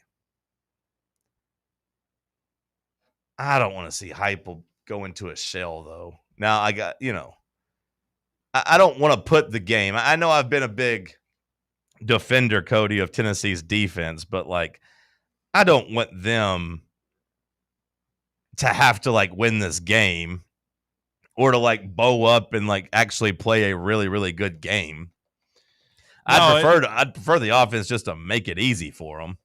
Yeah, I mean, it feels like we should be the better team, that you're not going to have to do that, Are we the better team? Yes, we are. You're confident in that? I am. I haven't bought into Oklahoma the whole time. Everybody, even with Mateer. Sam, are you confident that we're yeah. the better team? Maddie, you confident we're the better team? Yeah, without a doubt. They got no offense, man. I only asked just because of just the metrics, the numbers, the stats, like all the metrics like them better than us. And I know that like maybe they were better when John Mateer was healthy. Maybe before John Mateer hurt his thumb, maybe you could have said they were better, and maybe they're still getting judged, from that lens. And maybe some of our metrics get messed up because of our defensive laps whenever we have big leads, or just our defensive lapses and not being able to get off the field against Alabama. Like, I think we're better too. But like I said, it's thrown me for a loop that when the line came out last week, Oklahoma was basically favored, or at least a pick 'em on the road, which means that they're a better team, and that the line has gone in their favor this week in terms of people betting Oklahoma. That does give me a little pause of like, are we being homers? Are we? No. Okay. I got two metrics that are really important to me. All right. It's my left eyeball and my right eyeball. And I trust my ball watching. Pause. When it comes to ball watching, I trust what my eyes are seeing. And Tennessee's a better football team. I mean, to me, there's no doubt. In today's game, you got to score points. Oklahoma doesn't score points. We score points. Is their defense better than ours? Absolutely. Absolutely. But the difference is not big enough to me for that to make the difference in the game, if that makes sense. I didn't really word that clearly, but I think our offense is so much better than their offense that we're just gonna overpower them offensively. Yes, they have a good defense; they'll get some stops, and our defense is not good. But I think our defense will be better in terms of the stop rate than our offense getting slowed down. I think we're going to overwhelm them, is what I think. Predict Joey's stat line. About 350. You think he throws a 350? No. 277, 3 touchdowns. No interceptions? 1 interception. Sam, predict Joey's stat line. I'll go a clean sheet, but I'll give him like about 270. Okay. Maddie? 285, 3 touchdowns, 2 interceptions. 2 interceptions. Front row. All right, I'll go 286. I want to be the highest on record here. No, I mean, I'd like to know what the game plan is, but I feel a little underwhelmed at the answers there. Not so much, Cody saying 3 touchdowns, no interceptions. Of course, that would be great. Wait, that was Sam saying 3 touchdowns, no interceptions. Cody said 1. Maddie said 2. Maddie said 2. That's just disgusting. Average it out, we got 1. It's sad to me. It was a little underwhelming to hear 270 yards, which that's a good day at the office. I understand that, but especially because we might not be super aggressive down the field. But after watching what I saw against Kentucky and watching what I saw against Mississippi State, now I know the offense didn't put up a bunch of points, but the yards were there. The yards against Georgia were there. I kind of feel like not getting into 300 would be a little disappointing. You remember that game last year against Kentucky here at home? That first half was brutal. Yeah, it was pretty gross. Just terrible. But they figured it out in the second half, and they won by 10 points. Just missed field goal after missed field goal. 28-18, I think was the final score. A brutal, slow game. Yeah. That's going to be the nature of this game. Well, that was with a quarterback who couldn't play. Yeah. You're going to see a lot of similarities in this game to that one last year. But I think this quarterback can play. I think that might be the difference there. But Oklahoma's defense is outstanding. Is it? I'm going to plant my flag in Oklahoma defense is overrated. That's where I'm planting my flag. They haven't played a top 50 offense until they played Ole Miss, and then Ole Miss exposed them. They ain't played Big David Sanders. They ain't played Big Lance Hurd. I think our tackles are the difference in this game compared to what they've seen otherwise. And, I'm sure Michigan's got some good offensive linemen, so maybe they have good tackles. But they also had a first-year quarterback making his first real start. So I think that's a little bit – yeah, I think that's a little bit different on the road as well. I think that's a little bit different. So, I think the interior is more key than the tackles. I think their interior, their D-line is much better than their edges. Okay. Just the one clip I see them putting around is whenever their defensive end crashed in and sacked Arnold for the safety. That's the play that's just been ingrained. That Auburn offensive line is just a turnstile too. You're right. Their interior, that, because it's funny because if you just looked, somebody put a side by side graphic of just the Pro Football Focus grades on their defense versus our defense, and it was pretty similar in most spots except the interior of the defensive line. You're right. Their tackles have been the strength of theirs. So I guess, is that your concern then? If they're going to win, it's beating us up the middle? Okay. Do you think they can beat us up the middle? Pendleton's been a little shaky. Yeah, I do think the play has been a little bit shaky just on the interior ever since Sanders has been implemented. And I think that's normal. That's just guys playing different positions now. Mo's been playing right guard for the most of the year. He's back to left, and Perry's been playing tackle, and now he's got to have to transition to guard. Got to have time to gel. Yeah. And, they're working toward that. I think they've got their lineup set now. Joey's done a good job of getting the ball out, not taking too many sacks. You talked about Chambliss, only getting sacked one time on damn near 50 dropbacks against them. They weren't able to affect the game there. It feels like Tennessee, whoever's in it running back, and maybe the key to this game would be the running back they trust the most to pick up some pressure up the middle and block. Because if you feel good about your tackles on the edge, you leave those other three to kind of block the middle. The two tackles and maybe a third rusher coming. You have three plus a running back there to make sure you protect Joey to give those wide receivers time to get down the field. If you can boil the game down to one thing, I think for me it's just how good the protection against for Joey is, because I do think there's plays being made down the field in this offense and against this secondary. So if you can keep him upright, which, like I said, Ole Miss was able to, I think our wide receivers should be able to make some big plays. I think we'll do plenty through the air. You got to be able to run the ball too, but I just I feel very confident in our passing game, kind of setting the tone in this one. Those Brazel and Matthews, Staley, those guys are going to make some big plays. We're going to hit some deep shots, and I think that'll be the difference. Oklahoma doesn't have that explosive ability that Tennessee does. I feel good about it as we sit here on Friday morning.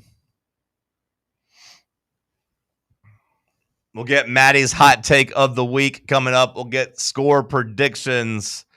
If you're in the YouTube chat, fire them off. I want to know your score prediction. I feel like the vibes are high. I ain't seen too much doom posting this week as the week has gone on. I think the people in my life are pretty confident Tennessee is going to win on Saturday. Last call on the other side is TalkSports on Fan Run Radio. Big Orange Country's home for sports. This is Fan Run Radio. Merritt Garage Doors and Services has been serving the East Tennessee community since 1963.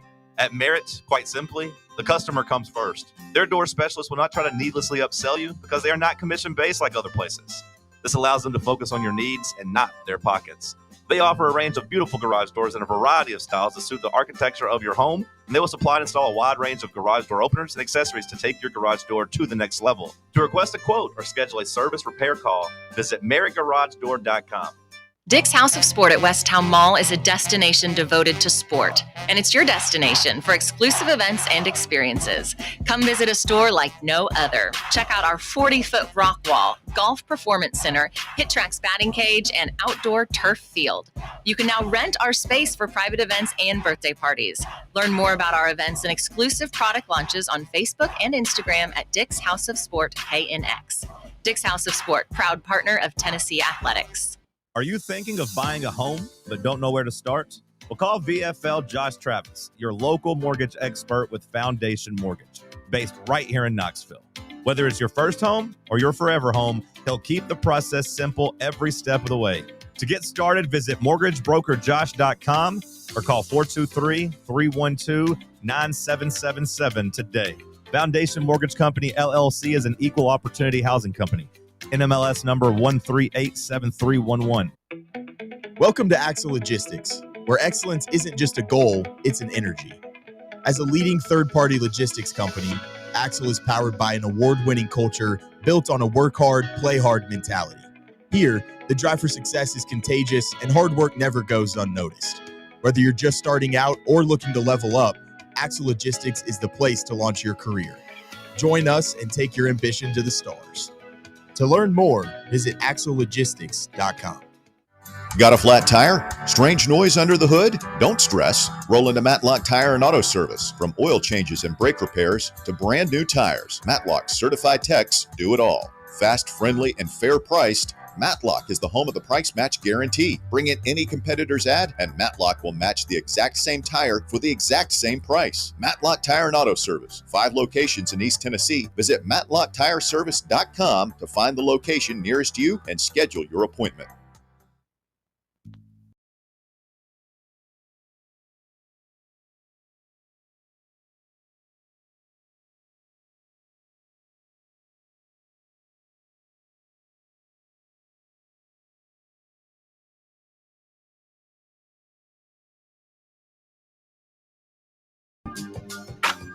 Last call here on the program. Want to remind you, we're doing an all-day celebration. Calhoun's on the river. Come hang out with us. Tony Basilio firing off here in just a few moments. William Pattison, the playbook, will be out there from 1 to 3. The drive from 3 to 6. Go eat some food. Have a couple drinks if you want to get your weekend started. If you just need to break out for lunch during a work day, come see us. Register for the big box giveaway. We're giving away a big old prize. You can stop by and get your last-minute registration done in person. Calhoun's on the river, a fan-run Friday celebration on Halloween. I will not be in costume out there, though, so just look for me if you're looking. The big green goblin will not be there. All right, Maddie's hot take of the week. Let's see what he's cooked up. It can't be any dumber than the How I Met Your Mother take. Last week, you kind of caught me off guard. Sure. You said, give me a hot take, and I gave you a NBA compliment to Victor Wembanyama's greatness. Sure. I've continued to see and how amazing he really is. Yeah, we were all here. Yeah. This week, I'm going with a little bit of a different approach. I want to redeem myself from the NBA perspective. I was thinking about it the other day, and I'm thinking of the most unstoppable players in today's game. Okay. And I have 4. Okay, and so unstoppable means... Back to the NBA well. Yep. Okay, let's see. Unstoppable means no matter what you do, how you guard, how you defend, how you set up, how you scheme, you cannot stop these 4 players from being successful and doing what they do best. We know what unstoppable means. LeBron James still, his ability to pass, drive, and score. Okay. Nikola Jokic, without question. All right. New and recent add, Shai Gilgeous-Alexander with his ability to draw fouls and get to the free throw line. All right. And last but not least, the unbelievable, and while I'm not a fan of him, I give him credit, Jalen Brunson. The 4 unstoppable players in today's game, nothing more, nothing less. Putting Jalen Brunson in that conversation is just really dumb. Nope. You can't put up a zone because he knows how to infiltrate. You can't trap him Just don't because he foul knows him. how to speed him up. That's all you got to do is just don't foul him. It's easier said than done. He Put a knows how to big body pass on him. better Put- than anybody. put- At his size, it's incredible. Put Dyson Daniels on him and don't foul. Lock him down. It's incredible. Cody, did you see what the interim LSU AD said? No. Verge Osbury is talking to the media. He is LSU's interim AD. The guy's name is Verge. Jalen Brunson. LSU has to be in the playoffs every year. LSU is not broken. LSU athletic department is not broken is another quote coming out of that. But the expectation has been set that LSU has to be in the playoff every year, according to their AD. Well, they don't have to be. I mean, there's going to be a lot of years where they're not. I could see why he would want that. It's probably in his best interest. With a name like Verge, imagine he was teased a lot as a boy, right? I mean, probably. What up, Verge? The other kids probably implying that he was a virgin. Verge. It's a weird name. I never heard anybody named Verge. Chris Lowe. I think it's short for Virgil. Yeah. Chris Lowe has put out that Clark Lee and Penn State might be a potential match. Says Lee has Vanderbilt and everything about his alma mater running through his veins, but look for Penn State to make a serious run. Penn State hiring a former Vanderbilt coach, huh? That would be interesting, right? Sounds familiar. Clark Lee seems like a winner, though. So did James Franklin back then. Well, some would say he won a lot of games. He did. I'd be like Clark Lee's won more big games at Vandy than James Franklin did his entire tenure at both schools. Yep. When it came to actually beating good teams. Yep. Or at least ranked teams.